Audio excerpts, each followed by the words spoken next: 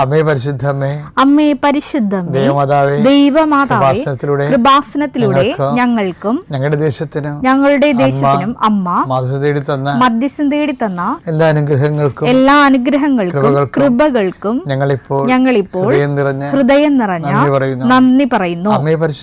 അമ്മേ പരിശുദ്ധമേ, ദൈവമാതാവേ, 2004 ഡിസംബർ 7 ഉച്ചകഴിഞ്ഞ് 2:30 കൃപാസനത്തിൽ സംഭവിച്ച അമ്മയുടെ പ്രത്യക്ഷപ്പെടലിനെ കുറിച്ച് തിരുസഭയ്ക്ക് സമർപ്പിച്ചിരിക്കുന്ന പഠനരേഖകളുടെ മേൽ സഭാത്മകമായ പഠനം ആരംഭിക്കുവാൻ ഞങ്ങൾ പ്രാർത്ഥിക്കുന്നു. അമ്മേ പരിശുദ്ധമേ, ഭൂസ്വർലോകങ്ങളുടെ രാജ്ഞിയായ അങ്ങയ്ക്ക് ഭൗമ സംരക്ഷണത്തിനായി പ്രപഞ്ചപ്രകൃതിയെ തന്നെ തിരുസഭ പ്രതിഷ്ഠിക്കുവാൻ ഈ പ്രത്യക്ഷീകരണ വഴി ഇടയാക്കണമേ. പരിശുദ്ധമ്മേ, ജപമാല മാതാവേ, സകല കൃപാസനം പ്രാർത്ഥനകളോടും ചേർത്ത് ഞങ്ങളിപ്പോൾ പ്രാർത്ഥിക്കുന്ന ഈ കുടുംബത്തിന്റെ പ്രത്യേക നിയോഗം പറമക്കളെ.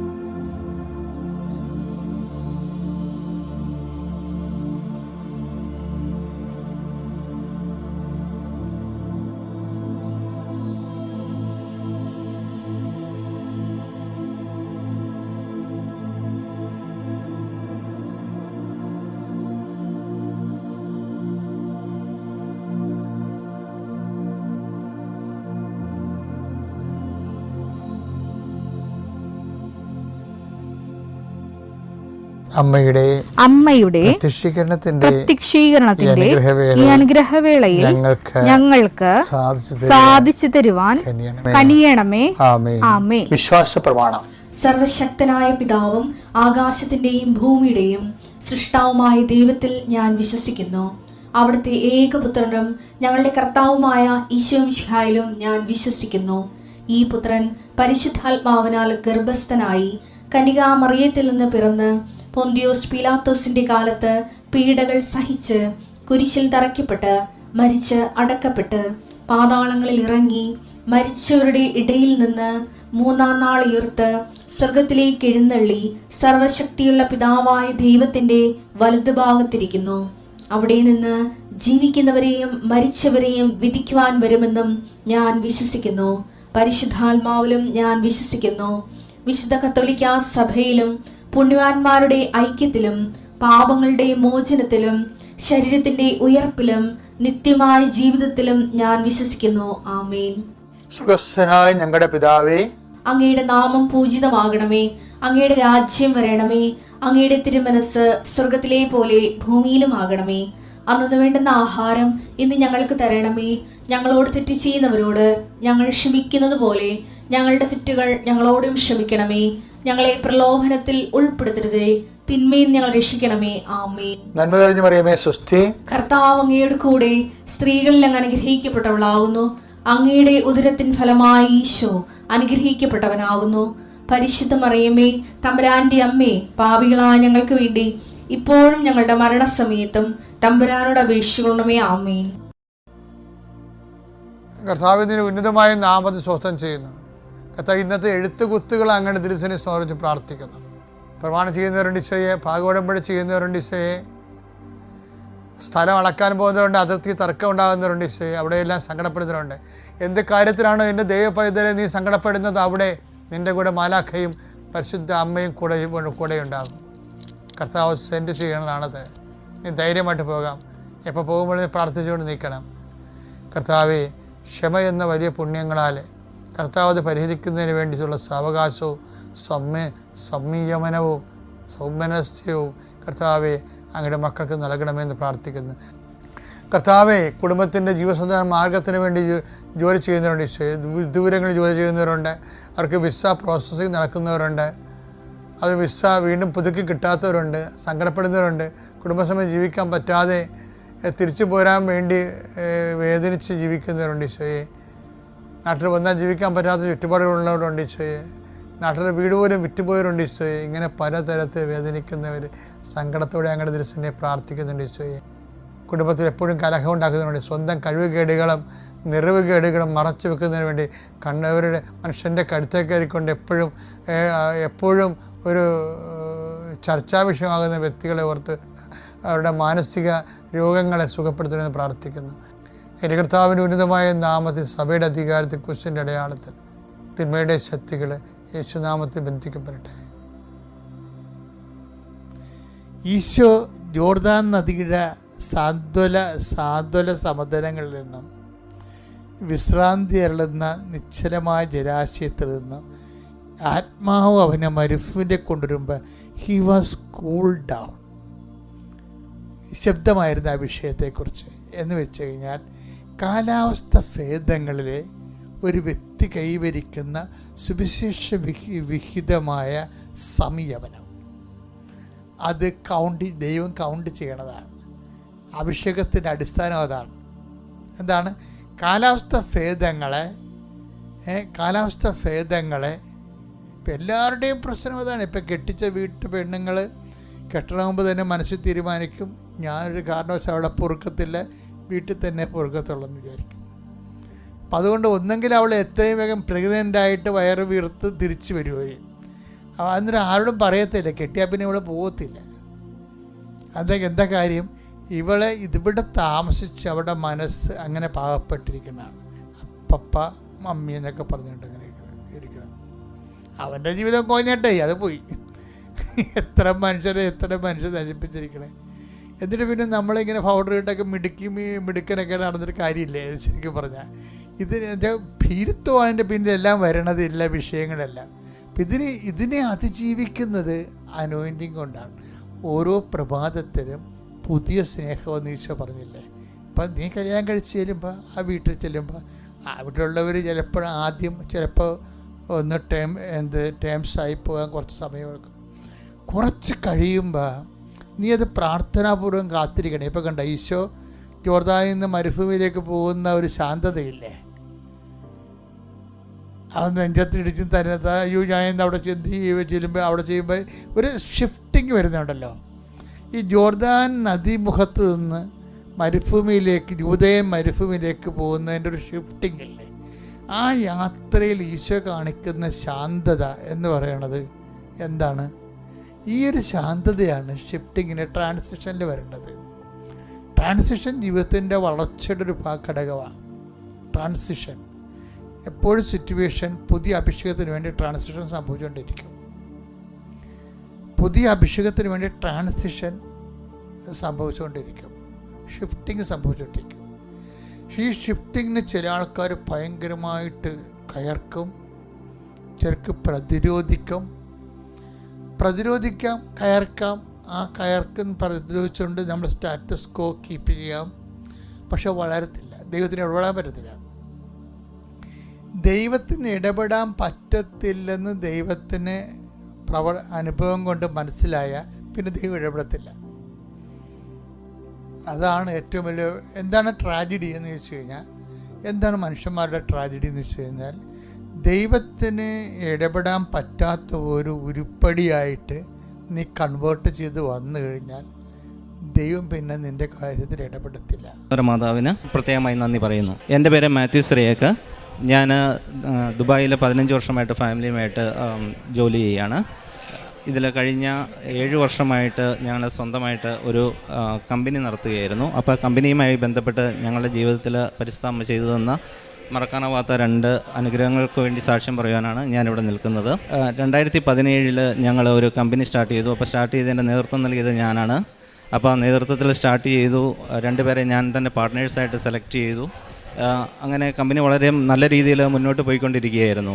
അപ്പോൾ 2023 ആയപ്പോൾ കൊറോണയൊക്കെ കഴിഞ്ഞിട്ടുള്ള കാലം, കൊറോണ കാലത്തും അമ്മ മാതാവ് ഒരുപാട് അനുഗ്രഹങ്ങൾ തന്ന് കമ്പനിക്ക് എല്ലാ വർക്കുകളും ഉണ്ടായിരുന്നു. നല്ല രീതിയിലാണ് ഇത് മുന്നോട്ട് പോയിക്കൊണ്ടിരുന്നത്. 2023 ഞങ്ങൾക്ക് 2 നല്ല ഓർഡറുകൾ കിട്ടി. അപ്പോൾ കൂടെ ഉണ്ടായിരുന്ന 2 പാർട്ട്നേഴ്സ് എന്നോട് പറഞ്ഞു, ഇനി നമ്മൾ കുറച്ചും കൂടെ കമ്പനി ഒരു സ്കെയിലപ്പ് ചെയ്യാൻ വേണ്ടിയിട്ട് നമ്മൾ എന്ത് ചെയ്യണം, കുറച്ച് അധികാരങ്ങൾ അതോറിറ്റീസൊക്കെ കുറച്ച് വേറെ ആൾക്കാർക്ക് കൊടുത്തിട്ട് നമ്മൾ കമ്പനി നന്നായിട്ട് ഡെവലപ്പ് ചെയ്യണം.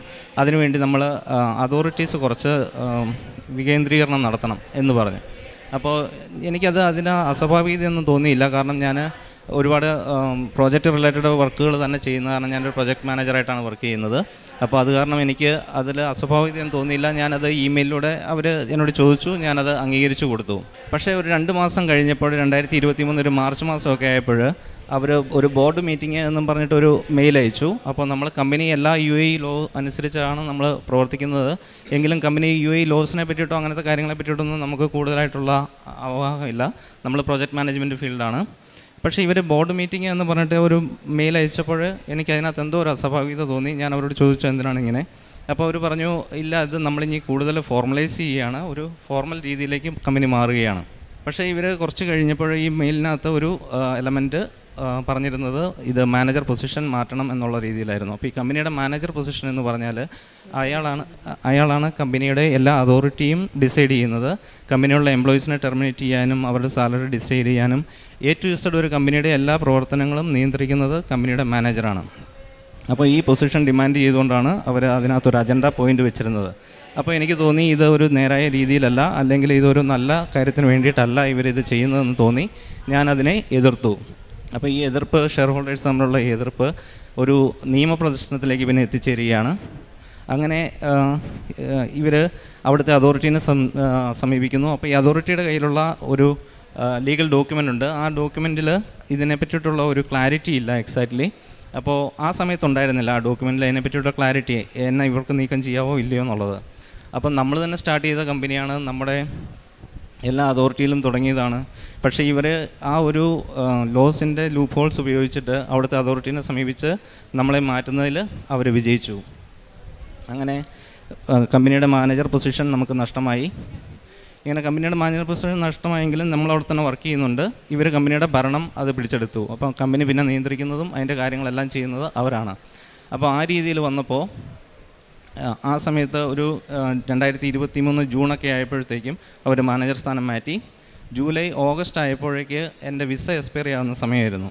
അപ്പോൾ സ്വാഭാവികമായിട്ടും അവർ പുതുക്കി തരേണ്ടതാണ്. അപ്പോൾ ഈ ഒരു പ്രശ്നം നിലനിൽക്കുന്നത് കാരണം അവർ അത് പുതുക്കാതെ വെച്ച് താമസിപ്പിക്കാൻ തുടങ്ങി. അപ്പോൾ അതിൻ്റെ ഒരു ലോജിക്ക് എന്താണെന്ന് ചോദിച്ചു കഴിഞ്ഞാൽ, 1 മാസം കൂടെ അങ്ങനെ താമസിച്ച് കഴിഞ്ഞാൽ ഈ വിസ എക്സ്പയർ ആയി ഞാൻ അവിടെ നിന്ന് തിരിച്ചു പോരേണ്ടി വരും. അപ്പോൾ കമ്പനി അവർക്ക് പൂർണ്ണമായിട്ടും സ്വന്തമാക്കാം, നമ്മളൊരു ഷെയർ ഹോൾഡർ മാത്രമായിട്ട് നിലനിൽക്കും. അപ്പോൾ ഇങ്ങനെ ഒരു പ്രതിസന്ധി വന്നപ്പോൾ നമ്മുടെ മുന്നിൽ വേറെ മാർഗ്ഗങ്ങളൊന്നുമില്ല.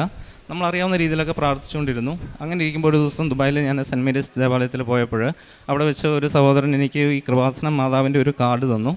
അതിൽ പ്രത്യക്ഷീകരണ പ്രാർത്ഥനയൊക്കെ എഴുതിയിട്ടുണ്ടായിരുന്നു. ഞാനിത് പ്രത്യക്ഷീകരണ പ്രാർത്ഥനയാണ് എന്നൊന്നും എനിക്കറിയില്ല. പക്ഷേ ഞാൻ അതൊരു തവണ വായിച്ചു. അതിനെ നിയോഗം പറയുക എന്നുള്ള സ്ഥലത്ത് ഇങ്ങനെ നിയോഗം പറഞ്ഞു. അപ്പോൾ അന്ന് വിസ കിട്ടുക എന്നുള്ളതായിരുന്നു നമ്മുടെ മെയിനായിട്ടുള്ള നിയോഗം. അപ്പോൾ സെപ്റ്റംബർ 25 എൻ്റെ വിസ എക്സ്പയറി ആകും. അപ്പോൾ ഒരു സെപ്റ്റംബർ ആദ്യ വാരമാണ് എനിക്ക് ഈ കാർഡ് കിട്ടുന്നതും ഇത് വയ്ക്കുന്നതും. സെപ്റ്റംബർ 23 ആയപ്പോൾ എനിക്ക് പെട്ടെന്ന് മനസ്സിൽ തോന്നി, ഇവർ എന്തായാലും ഇത് തരില്ല, അപ്പം നമുക്കെന്ത് ചെയ്യാം, ഗോൾഡൻ വിസയ്ക്ക് അപ്ലൈ ചെയ്യാം. ഗോൾഡൻ വിസ കിട്ടുക എന്ന് പറയുന്നത് വളരെ ബുദ്ധിമുട്ടുള്ള കാര്യമാണ് UAE-ൽ. എങ്കിലും ഞാൻ 23 2 ദിവസം മാത്രമേ മുന്നിലുള്ളൂ, ഞാൻ വിസ അപ്ലൈ ചെയ്തു. 24 ആയപ്പോൾ 24 രാവിലെയാണ് ഇത് ഫയൽ ചെയ്തത്. ഫയൽ ചെയ്യുമ്പോൾ ആ സമയത്ത് ആ ഫയൽ ചെയ്യുന്ന ലേഡി എന്നോട് പറഞ്ഞു, നിങ്ങളുടെ ഇത് ഒരു പ്രശ്നമുണ്ട്, ഇതിനകത്ത് ബാങ്ക് സ്റ്റേറ്റ്മെൻറ്റിൽ സാലറി ട്രാൻസ്ഫർ എന്ന് കാണിക്കേണ്ടടുത്ത് 2 മാസത്തെ സാലറി ട്രാൻസ്ഫർ എന്ന് കാണിക്കുന്നില്ല, അതിൽ ഒരു എറർ വന്നിട്ടുണ്ട്. അപ്പോൾ അതുകൊണ്ട് ചിലപ്പോൾ നിങ്ങളുടെ മിക്കവാറും ഇത് റിജക്റ്റ് ആകും. തന്നെയല്ല 25 നാളെ വിസ എക്സ്പയറി ആകും. അപ്പോൾ നിങ്ങൾക്ക് ഇത് കിട്ടാനുള്ള ചാൻസ് വളരെ കുറവാണ്, നിങ്ങൾ അപ്ലൈ ചെയ്യുന്ന ഫീസ് നഷ്ടപ്പെടും.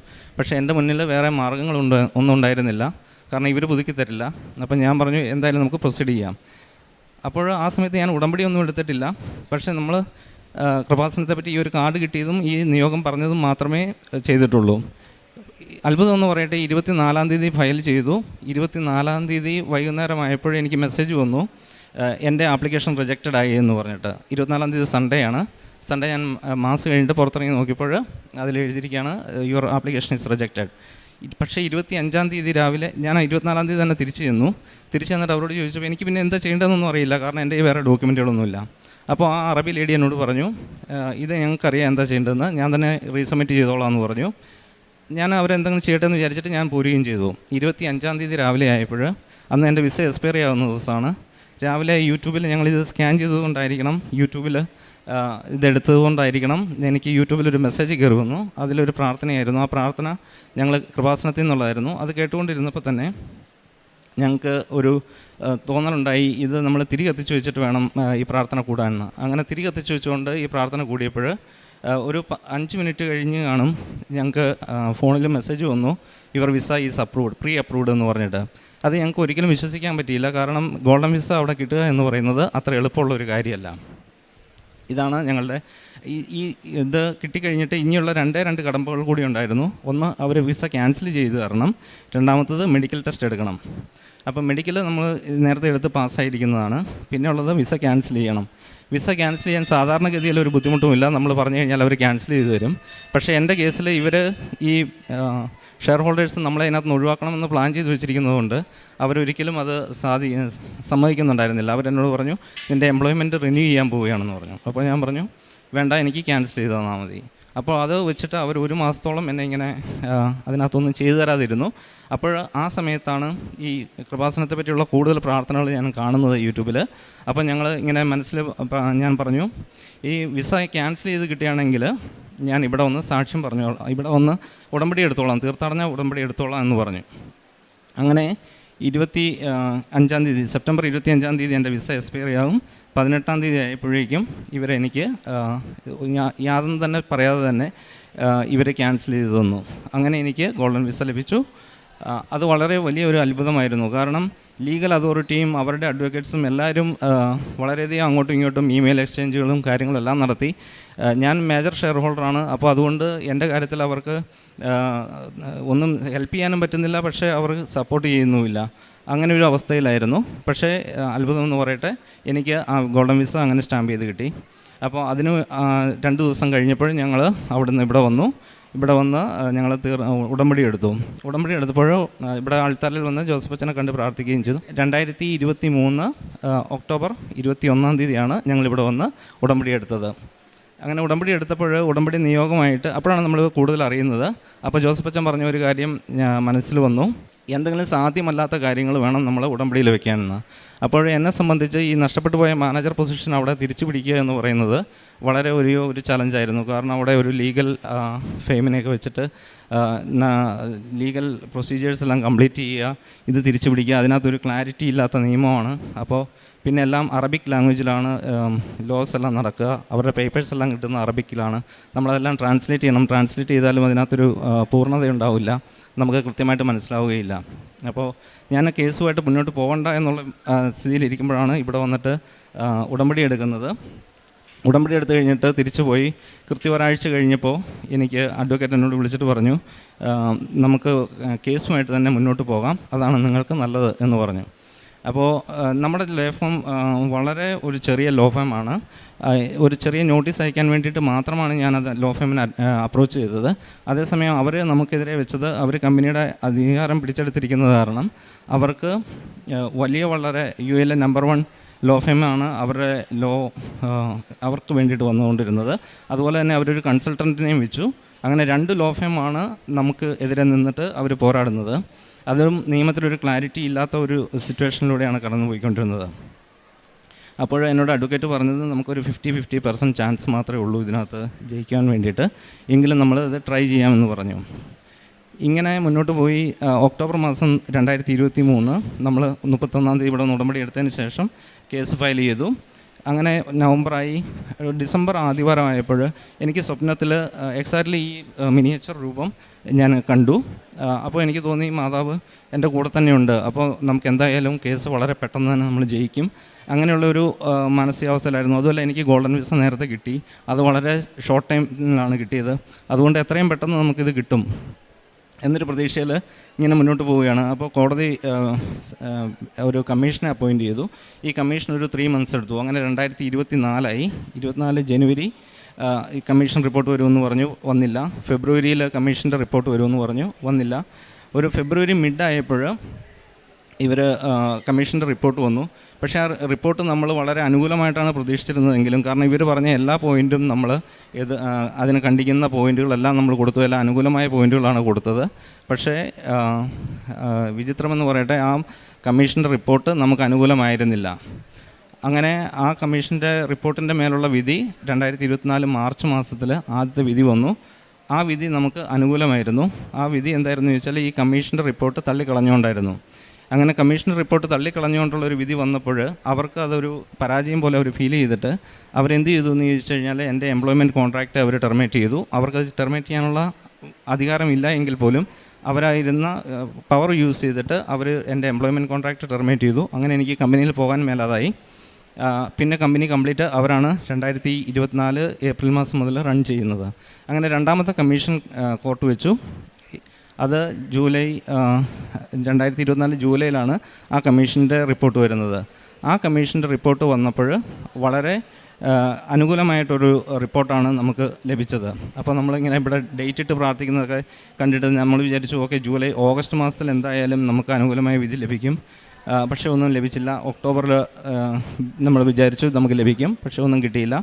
അങ്ങനെ നമ്മൾ ഒക്ടോബർ എൻഡ് ആയപ്പോഴേക്ക് 2025 ജനുവരിയിലേക്ക് അത് പോസ്റ്റ്പോൺ ചെയ്തിട്ട് ഇത് വന്നു, വെർഡിക്റ്റ് ജനുവരിയിലായിരിക്കും എന്ന് പറഞ്ഞിട്ട്. അങ്ങനെ 2025 വെർഡിക്റ്റ് വന്നപ്പോൾ നമ്മൾ പരാജയപ്പെട്ടു, ലോവർ കോർട്ടിൽ പരാജയപ്പെട്ടു. അപ്പോൾ നമുക്ക് വളരെയധികം ഒരു മാനസിക ബുദ്ധിമുട്ട് നേരിടുന്നതാണ്. കാരണം നമ്മൾ കമ്പനിയിൽ ജോലി പോയിക്കൊണ്ടിരുന്നതാണ്. അപ്പോൾ അങ്ങോട്ട് പോകാൻ പാടില്ല.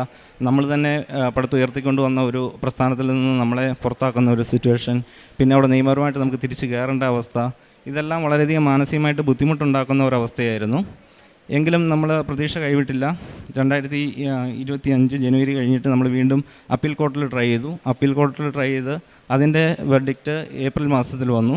ഏപ്രിൽ മാസം വന്നപ്പോൾ അവിടെയും നമ്മൾ പരാജയപ്പെട്ടു. ഇതിനകത്തെല്ലാം വളരെ ഈസി ആയിട്ടുള്ള കാര്യങ്ങളാണ്, പോയിൻറ്റ്സുകളാണ് നമ്മൾ വരുന്നത്. നമ്മളെല്ലാം നമ്മുടെ മെറിറ്റിൽ ഡിപ്പെൻഡ് ചെയ്തുകൊണ്ടാണ് നമ്മൾ കൊടുത്തുകൊണ്ടിരുന്നത്. അപ്പോൾ ഒക്കെ നമ്മൾ മൈൻഡിൽ വിചാരിക്കും ഇതെല്ലാം നമുക്ക് ഈസിയായിട്ട് ജയിക്കാൻ പറ്റും, കാരണം വരുന്ന പോയിൻറ്റുകളൊക്കെ നമുക്ക് കണ്ടിക്കാൻ പറ്റുന്ന പോയിൻറ്റുകളാണ് വന്നുകൊണ്ടിരുന്നത്. അപ്പോൾ നമുക്ക് ഒരു പ്രതീക്ഷ ഉണ്ടായിരുന്നു ഇതെല്ലാം ജയിക്കാൻ പറ്റും. പക്ഷേ നേരെ വിപരീതമായിട്ട് നമ്മൾ 2 കോർട്ടിലും തോറ്റു. അപ്പോൾ അത് കഴിഞ്ഞിട്ട് നമ്മൾ സുപ്രീം കോർട്ടിൽ 2025 മെയ്യിൽ വീണ്ടും ഫയൽ ചെയ്തു. 2025 മെയ്യിൽ ഫയൽ ചെയ്തിട്ട് അപ്പോൾ എനിക്കൊരു പ്രതീക്ഷയുമില്ല. എല്ലാം 100% നമ്മൾ മാതാവിൽ ഡിപ്പെൻഡ് ചെയ്തിട്ട് മാതാവിന് വിട്ടുകൊടുത്തു.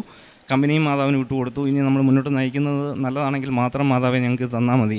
ഈ സമയത്ത് ഈ കേസിൻ്റെ ഓരോ സമയത്തും ഓരോ ഘട്ടത്തിലും കോടതി വരുമ്പോൾ നമ്മൾ കോടതിയുടെ പരിസരത്ത് അവിടെയെല്ലാം പോയിട്ട് ഉപ്പിട്ട് പ്രാർത്ഥിക്കും. അതുപോലെ എല്ലാ ദിവസവും വൈകുന്നേരം ഈ നമ്മുടെ ഓഫീസ് ചെയ്യുന്ന കോംപ്ലക്സിൽ അതിൻ്റെ ചുറ്റും നമ്മൾ ഉപ്പ് ഇട്ടിട്ട് പ്രാർത്ഥിച്ചിട്ടുണ്ട്, ഉപയോഗിച്ചിട്ടുണ്ട്. തൈലം കമ്മീഷൻ്റെ റിപ്പോർട്ടിന് കമ്മീഷൻ്റെ കാര്യങ്ങൾക്കൊക്കെ പോകുന്ന സമയത്ത് നമ്മൾ തൈലം ഉപയോഗിച്ച് പ്രാർത്ഥിച്ചിട്ടുണ്ട്. അങ്ങനെ 2025 മെയ് മാസത്തിൽ സുപ്രീം കോർട്ടിൽ കേസ് നമ്മൾ ഫയൽ ചെയ്തു. നമുക്കൊരു പ്രതീക്ഷയുമില്ലായിരുന്നു ഈ കേസ് ജയിക്കുമെന്ന്. കാരണം കംപ്ലീറ്റ് കമ്പനിയുടെ പ്രവർത്തനം അവർ കൈക്കലാക്കി, നമുക്ക് യാതൊരുവിധ കണക്ഷൻസും ഇല്ല. അങ്ങനെ ഇരിക്കുന്ന സമയത്ത് ജൂലൈ 18-ാം തീയതി ആദ്യമായിട്ട് സുപ്രീം കോർട്ടിൻ്റെ വെർഡിക്റ്റ് വന്നു. ആ വെർഡിക്റ്റ് നമുക്ക് അനുകൂലമായിരുന്നു. സാധാരണഗതിയിൽ സുപ്രീം കോർട്ടിൻ്റെ വെർഡിക്റ്റ് വന്നാൽ അതോടുകൂടി കേസ് തീരും. പക്ഷേ ഇവിടെ ഒരു എടുത്തു പറയേണ്ട കാര്യം, ഈ 18-ാം തീയതി വിധി വന്നപ്പോൾ സുപ്രീം കോർട്ട് വിധിച്ചത് താഴെയുള്ള 2 ലോവർ കോർട്ടിലും പോയിട്ട് ആ വിധി തിരുത്തി വാങ്ങിച്ചുകൊണ്ട് വരണമെന്നായിരുന്നു. കാരണം നമ്മൾ പ്രാർത്ഥിക്കുമ്പോൾ നമ്മൾ എന്നും തന്നെ പ്രാർത്ഥിച്ചിരുന്നു, ഏശയ്യ 54:17 ഒരു വചനം വെച്ചാണ് നമ്മൾ പ്രാർത്ഥിച്ചുകൊണ്ടിരുന്നത്. നിന്നെ ഒരു ഇതും കണ്ടിക്കുകയില്ല എന്നുള്ള ഒരു വചനം വെച്ചിട്ടാണ് നമ്മൾ സ്ഥിരമായിട്ട് പ്രാർത്ഥിച്ചുകൊണ്ടിരുന്നത്. അപ്പോൾ അതേ പ്രകാരം ഈ സുപ്രീം കോർട്ടിൻ്റെ വെർഡിക്റ്റ് താഴത്തെ 2 കോർട്ടിലും പോയിട്ട് നമുക്കെതിരെ പുറപ്പെടുവിച്ച ആ വിധി കണ്ണിച്ച് അത് തിരുത്തി വാങ്ങിക്കണം എന്നായിരുന്നു. അങ്ങനെ ആ വിധി തിരുത്തി നമുക്ക് ലഭിച്ചത് സെപ്റ്റംബർ 10-ാം തീയതിയാണ്. സെപ്റ്റംബർ 8-ാം തീയതി മാതാവിൻ്റെ പെരുന്നാളായിരുന്നു. അപ്പോൾ അന്ന് നമ്മൾ പ്രാർത്ഥിച്ചുകൊണ്ടിരുന്നപ്പം മെഴുകുതിരിയിൽ മാതാവിൻ്റെ രൂപം നമുക്ക് കാണാൻ പറ്റിയിട്ടുണ്ടായിരുന്നു. അങ്ങനെ നമ്മൾ സെപ്റ്റംബർ 10-ാം തീയതി ഈ 2 ലോവർ കോർട്ടിൽ നിന്നും നമുക്ക് അനുകൂലമായിട്ടുള്ള വിധി തിരിച്ചു കിട്ടി. അങ്ങനെ നഷ്ടപ്പെട്ടു പോയ മാനേജർ പൊസിഷനും മറ്റു കാര്യങ്ങളും നമുക്ക് തിരിച്ചു കിട്ടി. കമ്പനി ഈ ഒരു 2 വർഷ കാലയളവിൽ വളരെയധികം ഉന്നതിയിലായിരുന്ന കമ്പനി, അതായത് 10-30ഓളം സ്റ്റാഫ് ഉണ്ടായിരുന്നു. വളരെ നല്ല രീതിയിൽ പോയിക്കൊണ്ടിരുന്ന കമ്പനി വളരെ മോശപ്പെട്ട രീതിയിലേക്ക് വന്നിരിക്കുകയാണ്. ഇനിയും പക്ഷേ നമുക്ക് മാതാവിൽ കുറച്ച് വിശ്വാസമുണ്ട്. ഇനിയും ഇത് മുന്നോട്ട് നയിക്കാൻ പറ്റും, ഇവിടെ നിന്ന് ഇത് പടുത്തുയർത്താൻ പറ്റുമെന്നുള്ള ഒരു വിശ്വാസം മാതാവിൽ നമുക്കുണ്ട്. പിന്നെ ചെയ്ത കാരുണ്യ പ്രവർത്തികൾ എന്ന് പറയുകയാണെങ്കിൽ വിസയ്ക്ക് വേണ്ടി വിഷമിച്ചിരുന്ന ഒരു ചേച്ചി ഉണ്ടായിരുന്നു ഞങ്ങളുടെ അടുത്ത്. അവർക്ക് വേണ്ടിയിട്ട് നമ്മൾ വിസ അറേഞ്ച് ചെയ്ത് കൊടുത്തു. അതുപോലെ അവർക്ക് മെഡിക്കൽ ഇത് എടുത്തു കൊടുത്തിട്ടുണ്ട്, മെഡിക്കൽ കാർഡ് കാര്യങ്ങൾ, അങ്ങനത്തെ കാര്യങ്ങൾ. നമുക്കിവർ കേസുമായിട്ടുള്ള കാര്യങ്ങളായത് കാരണം അവർ നമ്മുടെ എല്ലാ ഫിനാൻഷ്യൽ കാര്യങ്ങളും എല്ലാം നിർത്തിവെച്ചിരിക്കുകയായിരുന്നു. കമ്പനിയിൽ നിന്ന് പേയ്മെൻറ്റോ കാര്യങ്ങളൊന്നും കിട്ടുന്നില്ലായിരുന്നു. എങ്കിലും മാതാവ് ഞങ്ങളെ ഈ 2 വർഷക്കാലം, ഞാൻ ഫാമിലിയായിട്ടാണ് അവിടെ, അപ്പം നമ്മളെ യാതൊരു ബുദ്ധിമുട്ടും ഇല്ലാതെ അവിടെ ഞങ്ങളെ സംരക്ഷിച്ചു. അത് വളരെ അത്ഭുതകരമായിരുന്നു. പിന്നെ ആത്മീയ കാര്യത്തിൽ പറയുകയാണെങ്കിൽ സാധാരണ ഇടയ്ക്കുള്ള ദിവസങ്ങളിൽ അല്ലെങ്കിൽ ഞായറാഴ്ചകളിൽ മാത്രം കുർബാനയ്ക്ക് പോയിക്കൊണ്ടിരുന്നതാണ്. ഞങ്ങൾക്ക് മാതാവ് ഒരു അനുഗ്രഹം തന്നു. സൺഡേ മാത്രം പോയിക്കൊണ്ടിരുന്ന ഞങ്ങൾക്ക് ഈ കമ്പനിയിൽ നിന്ന് ഞങ്ങളെ കമ്പനി പോകാൻ മേലാതായി കഴിഞ്ഞപ്പോൾ എല്ലാ ദിവസവും നമ്മൾ കുർബാനയ്ക്ക് പോകണം എന്നുള്ളൊരു പ്രേരണ കിട്ടി. അങ്ങനെ എല്ലാ ദിവസവും മുടങ്ങാതെ ഞങ്ങൾക്ക് അവിടെ ദുബായ് പള്ളിയിൽ കുർബാനയ്ക്ക് പോകാനും പ്രാർത്ഥിക്കാനും സാധിച്ചു. അപ്പോൾ നമ്മൾ കുർബാനയ്ക്ക് പോയിട്ട് എല്ലാ ദിവസവും നമ്മൾ ഒരു വചനം മാത്രം പറഞ്ഞ് പ്രാർത്ഥിക്കും. കുർബാന കഴിയുമ്പോൾ നിയമാവർത്തന പുസ്തകത്തിൽ നിന്നുള്ള വചനമാണ്, ബലവാനെതിരെ ബലഹീനനെ സഹായിക്കാൻ നീയല്ലാതെ മറ്റാരുമില്ല എന്നുള്ളൊരു വചനം വെച്ചിട്ട് ഞങ്ങൾ പ്രാർത്ഥിക്കുമായിരുന്നു എല്ലാ ദിവസവും. അപ്പോൾ ഞാൻ ആ പ്രാർത്ഥന ചൊല്ലി കഴിയുമ്പോൾ ഞാൻ എന്നും പറയും, ഈ ദിവ്യകാരുണ്യത്തിൻ്റെ ശക്തി ഞങ്ങൾക്ക് ഇത് കാണിച്ചു തരണം അമ്മേ. കാരണം ഞാൻ എവിടെ വായിച്ചിട്ടുണ്ട്, യൂറോപ്പിലെവിടെയോ ഒരു 1000 തവണ വിശുദ്ധ കുർബാന അർപ്പിച്ചപ്പോൾ പരിശുദ്ധാമ്മ പ്രത്യക്ഷപ്പെട്ടത് വായിച്ചിട്ടുണ്ട്. അപ്പോൾ ഇതുപോലെ കണ്ടിന്യൂസ് ആയിട്ട് ഞങ്ങൾ കുർബാന പോവുകയാണ്. അപ്പോൾ അതിൻ്റെ ഒരു അടയാളം ഞങ്ങൾക്ക് കാണിച്ചു തരണം എന്ന് പറഞ്ഞു. അപ്പോൾ അതിൻ്റെ ഇതായിട്ട് ഞങ്ങൾക്ക് തീനാളത്തിൽ ഒരു ദിവ്യകാരുണ്യത്തിൻ്റെ ഒരു രൂപം പോലെ ഞങ്ങൾക്ക് ഈ സുപ്രീം കോടതിൻ്റെ വിധി വന്ന ദിവസം കാണുവാൻ സാധിച്ചു. ഇതാണ് ഞങ്ങളുടെ സാക്ഷ്യം. ഈ ഇത്രയും അനുഗ്രഹങ്ങൾ തന്ന പരിശുദ്ധ ദൈവമാതാവിനും തിരുക്കുമാരനും by merit but by grace, not by merit but by grace എന്ന വാചകം വിശ്വസിച്ച് പ്രാർത്ഥിക്കുന്നതിലൂടെ മാതാവിൽ നിന്ന് ലഭിച്ച അനേകം അനുഗ്രഹങ്ങൾ ഞാനിവിടെ സാക്ഷ്യപ്പെടുത്തുന്നു. എൻ്റെ പേര് മെറീന. ഞാൻ പാലാരൂപത തിടനാട് ഇടവകയിൽ നിന്ന് വരുന്നു. ഞാനിവിടെ ആദ്യമായി ഉടമ്പടി എടുത്തത് 2024 മെയ് 15-ാം തീയതിയാണ്. ഞാൻ സെപ്റ്റംബർ 2019 തൊട്ട് ഇവിടെ കൃപാസനത്തിൽ എൻ്റെ മമ്മിയുടെ ഒപ്പം വന്നുകൊണ്ടിരുന്ന ഒരു വ്യക്തിയായിരുന്നു. അന്ന് മുതൽ എനിക്ക് ഒത്തിരി അധികം അനുഗ്രഹങ്ങൾ ലഭിച്ചു. ആദ്യമായി എനിക്ക് ലഭിച്ചത് എൻ്റെ രോഗസൗഖ്യമാണ്. 2019 ജനുവരി 1-ാം തീയതി മുതൽ എനിക്ക് ചെവിവേദന, അതിഭയങ്കരമായ ചെവിവേദന സ്റ്റാർട്ട് ചെയ്തു. അതൊരു 10 മാസത്തോളം നീണ്ടു നിന്നു. 5 ദിവസം ആൻറ്റിബയോട്ടിക് കഴിക്കും, 2 ദിവസം കുറയും, 3-ാമത്തെ ദിവസം വീണ്ടും വരും. അങ്ങനെയായി എനിക്ക് ഒരിടത്ത് യാത്ര ചെയ്യാൻ പാടില്ല. അങ്ങനെ ഒത്തിരി ബുദ്ധിമുട്ടുകൾ അനുഭവിക്കേണ്ടി വന്നു. അങ്ങനെ 2019 ഒക്ടോബർ 1-ാം തീയതി എൻ്റെ മമ്മി എൻ്റെ കൂടെ ഉണ്ടായിരുന്നു. അപ്പോൾ എനിക്ക് വേദന സഹിക്കാതെ വന്നപ്പോൾ മമ്മി അന്ന് ഉടമ്പടിയിലായിരുന്നു. മമ്മി വിശുദ്ധ തൈലമെടുത്ത് എൻ്റെ ചെവിയിൽ പുരട്ടി വിശ്വാസ പ്രമാണം ചൊല്ലി പ്രാർത്ഥിക്കാൻ പറഞ്ഞു. അന്ന് മുതൽ ആ വേദന മൊത്തത്തിൽ മാറി. പിന്നെ ഇന്ന് ഈ നിമിഷം വരെ എനിക്ക് അങ്ങനെ ഒരു അസ്വസ്ഥത ഉണ്ടായിട്ടില്ല. അതുപോലെ തന്നെ ഞാൻ മാൽദീവ്സിൽ മിനിസ്ട്രി ഓഫ് ഹെൽത്തിൽ ഒരു ലാബ് ടെക്നീഷ്യനായിട്ട് വർക്ക് ചെയ്യുകയാണ്. അവിടെ എനിക്ക് കിട്ടിയ ജോലി തന്നെ മാതാവിൻ്റെ കൃപ കൊണ്ട് മാത്രം എനിക്ക് ലഭിച്ച ജോലിയാണ്. അവിടെ ഞങ്ങൾക്ക് എക്സാം ഉണ്ടായിരുന്നു. അപ്പോൾ ഞാൻ ആ 2019 ജപമാല റാലിയിൽ സംബന്ധിച്ചപ്പോൾ മാതാവിനോട് പ്രത്യേകം അപേക്ഷ വെച്ച് ഞാൻ പ്രാർത്ഥിച്ചു, എനിക്ക് ഈ എക്സാം പാസ്സാക്കി തരണം. കാരണം ഒരു ഭവനം എന്ന സ്വപ്നം എനിക്കുണ്ടായിരുന്നു. ആ ഭവനം പണിയണമെങ്കിൽ എനിക്ക് വിദേശത്ത് എവിടെയെങ്കിലും പോയെങ്കിലേ പറ്റുമുണ്ടായിരുന്നുള്ളൂ. അത് കാരണം അങ്ങനെ പ്രാർത്ഥിച്ചു. എൻ്റെ എക്സാം എഴുതാനുള്ള പേനയും പെൻസിലും എല്ലാം ഞാൻ കൊണ്ടുവന്ന് മാതാവിൻ്റെ അടുത്തും ഈശോയുടെ അടുത്തും കൊണ്ടുവന്ന് പ്രാർത്ഥിച്ച് ജപമാല റാലിയിൽ ഞാൻ സംബന്ധിച്ചു. 2019 ഡിസംബറിൽ തന്നെ എക്സാം എഴുതി. ഡിസംബർ 13 റിസൾട്ട് വന്നു. 2020 ജനുവരിയിൽ എനിക്ക് ഇവിടെ നിന്ന് മാൽദീവ്സിലേക്ക് കയറിപ്പോകാൻ പറ്റി. ഇപ്പോൾ ഞാൻ 5 വർഷം കഴിഞ്ഞു അവിടെ ജോലി ചെയ്യുന്നു. അതുപോലെ തന്നെ കാലാവസ്ഥ, ഞങ്ങൾ അവിടുന്ന് യാത്ര ചെയ്യണ സമയത്ത് മിക്കവാറും സീ റഫായിരിക്കും. അപ്പോൾ കടലിൽ കൂടെയുള്ള യാത്രയാണത്, കുറച്ച് ബുദ്ധിമുട്ടാണ്. അപ്പോൾ തന്നെ മഴയും കാറ്റുമൊക്കെ കാണുമ്പോൾ മാതാവിൻ്റെ വിശുദ്ധ വസ്തുക്കളായ ഉപ്പ് ഞാൻ അവിടെ എല്ലാം ആ സൈഡിൽ കൂടെ എല്ലാം വിതറും. പോരുന്ന സമയത്ത് ഒരു കുഴപ്പവുമില്ലാതെ നല്ല രീതിയിൽ യാത്ര ചെയ്തു പോരാൻ സാധിക്കുന്നുണ്ട്. അതുപോലെ 2021 എൻ്റെ സ്വന്തം വീട് കാഞ്ഞിരപ്പള്ളിയിലാണ്. അവിടെ ആ കൂട്ടിക്കൽ വെള്ളപ്പൊക്കം ഉരുൾപൊട്ടലുണ്ടായ സമയത്ത് ഞങ്ങളുടെ വീടിലെല്ലാം വെള്ളം മുഴുവൻ പൊങ്ങിക്കയറി. അത് കഴിഞ്ഞ് എപ്പോഴും മഴക്കാലം വന്നു കഴിയുമ്പോൾ അവിടെ എല്ലാവർക്കും പേടിയായിരുന്നു. 2024 വീണ്ടും 24 ഓഗസ്റ്റിൽ വീണ്ടും ഇതുപോലെ രാത്രി 1:30 ആയപ്പം മഴ ശക്തി പ്രാപിച്ചു, വെള്ളം പൊങ്ങാൻ തുടങ്ങി. അപ്പോൾ തന്നെ അവിടെ അവർ വിശുദ്ധ വസ്തുവായ ഉപ്പ് വിതറി. ഞാൻ മാലദ്വീപ്സിലിരുന്ന 33 പ്രാവശ്യം പ്രത്യക്ഷീകരണ പ്രാർത്ഥനയും വിശ്വാസ പ്രമാണവും ചൊല്ലി മാതാവിനോട് പ്രാർത്ഥിച്ചു. ആ വെള്ളം ആ ഒരു നിരപ്പിൽ പൊങ്ങിയതല്ലാതെ അതിൻ്റെ മേളിലേക്ക് പിന്നെ പൊങ്ങി വന്നില്ല. അത് പിന്നെ ഇതുവരെ ഈ വർഷവും ഇത്ര മഴയൊക്കെ പെയ്തിട്ടും അവിടെ അങ്ങനെ ഒരു വെള്ളത്തിൻ്റേതായ ഒരു ബുദ്ധിമുട്ട് ഞങ്ങൾക്ക് ഉണ്ടായിട്ടില്ല. അതുപോലെ തന്നെ സ്ഥല കച്ചവടം, ഞങ്ങൾക്ക് കുടുംബവിഹിതമായി ലഭിച്ച ഒരു സ്ഥലം തീക്കോയിലായിരുന്നു. അത് ഒത്തിരി കച്ചവടം നടത്താൻ നോക്കിയിട്ട് ഒന്നും നടക്കുന്നുണ്ടായിരുന്നില്ല.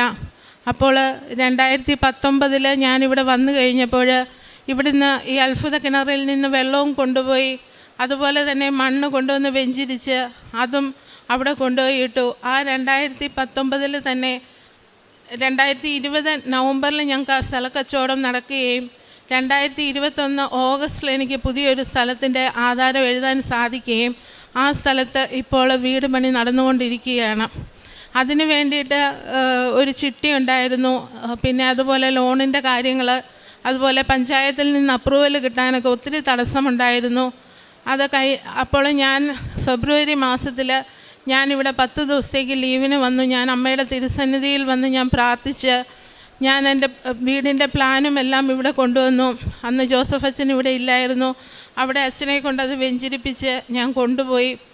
ഞാനിവിടുന്ന് ചെന്ന് പിറ്റേ ദിവസം ഇവിടുന്ന് കൊണ്ടുപോയ പത്രപ്രേക്ഷിത പ്രവർത്തനം നടത്തി വീട്ടിൽ വന്നു കഴിഞ്ഞപ്പോൾ പഞ്ചായത്തിൽ നിന്ന് അപ്രൂവലായെന്നും പറഞ്ഞ് ഫോൺ വന്നു. പിന്നെ അത് കഴിഞ്ഞ് മാർച്ച് 3-ാം തീയതി പതിയെ ഓരോ പണികൾ ആരംഭിച്ചു. അപ്പോൾ ഞാൻ ഫെബ്രുവരി 6-ാം തീയതിയാണ് ഞാൻ ഇവിടെ വരുന്നത്. മാർച്ച് 6-ാം തീയതി ആയപ്പോൾ എനിക്ക് മാതാവിൻ്റെ പ്രസൻസ് മെഴുകുതിരി ഉരുകി അത് മാതാവായി എനിക്ക് കിട്ടി. അത് ഞാനിവിടെ കാണിച്ചു കൊടുത്തിട്ടുണ്ടായിരുന്നു. അതുപോലെ തന്നെ അത് കഴിഞ്ഞ് 2 ദിവസം കഴിഞ്ഞപ്പോൾ എനിക്ക് 3 എന്ന നമ്പർ കാണിച്ചു തന്നു. ഈ 3 എന്താണെന്ന് എനിക്ക് ഒട്ടും മനസ്സിലായില്ല. പക്ഷേങ്കിൽ അത് കഴിഞ്ഞാണ് ഓർത്തത് ഏപ്രിൽ 3-ാം തീയതിയാണ് ഞങ്ങളുടെ ഭവനത്തിന് തറക്കല്ലിട്ടത്. അതുപോലെ സുഗന്ധാഭിഷേകം എനിക്ക് ലഭിച്ചിട്ടുണ്ട്.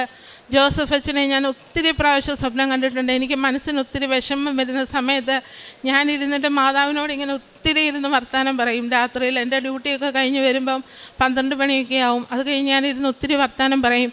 അപ്പോൾ ഇങ്ങനെ മാതാവിൻ്റെ അടുത്ത് ഇങ്ങനെ വർത്തമാനം പറഞ്ഞിരിക്കും. അപ്പം ഞാൻ പറയും, എന്നോട് ഒട്ടും ഇഷ്ടമില്ല അല്ലേ, അല്ലെങ്കിൽ അതുകൊണ്ടൊക്കെയല്ലേ എൻ്റെ അടുത്തൊന്നും എനിക്ക് പ്രസൻസ് ആയിട്ടൊന്നും വരാത്തേ. പക്ഷേ അന്ന് രാത്രിയിൽ എനിക്ക് ജോസഫ് അച്ഛൻ്റെ എന്തെങ്കിലും ഒരു അനുഭവം ധ്യാനത്തിൽ പറയുന്നതായിട്ടോ അച്ഛൻ എന്നെ വന്ന് ബ്ലെസ് ചെയ്യുന്നതായിട്ടോ എന്തെങ്കിലും എനിക്ക് കിട്ടും. ഒരു ദിവസം ഞാൻ കാണുന്നത്, ഞാൻ ഇവിടെ ഇരുന്ന് ധ്യാനം കൂടിക്കൊണ്ടിരിക്കുമ്പോൾ അച്ഛൻ എന്നെ പേരെടുത്ത് വിളിച്ചിട്ട് പറഞ്ഞു, മെറീന, ഞാനിപ്പോൾ പറഞ്ഞ ബൈബിൾ വചനം പറയാൻ പറഞ്ഞു. അപ്പോൾ അത് അവിശ്വാസിയാകാതെ വിശ്വാസിയായിരിക്കുക എന്നുള്ള വചനമായിരുന്നു. അങ്ങനെ ഒത്തിരി വിശ്വാസത്തിൽ ആഴപ്പെടാനും പ്രാർത്ഥനാ ജീവിതത്തെ കൂടുതൽ ഉയർത്തിക്കൊണ്ടുവരാനും അതുപോലെ തന്നെ ബൈബിൾ വചനം പ്രാർത്ഥിക്കാനും ഒത്തിരി സാധിച്ചു. അതുപോലെ തന്നെ ഉടമ്പടി കാശ് രൂപം എപ്പോഴും കൊണ്ടു നടക്കും. ഞാൻ ഡ്യൂട്ടിക്ക് പോകുമ്പോഴും അതൊരു മുസ്ലിം രാജ്യമാണ്.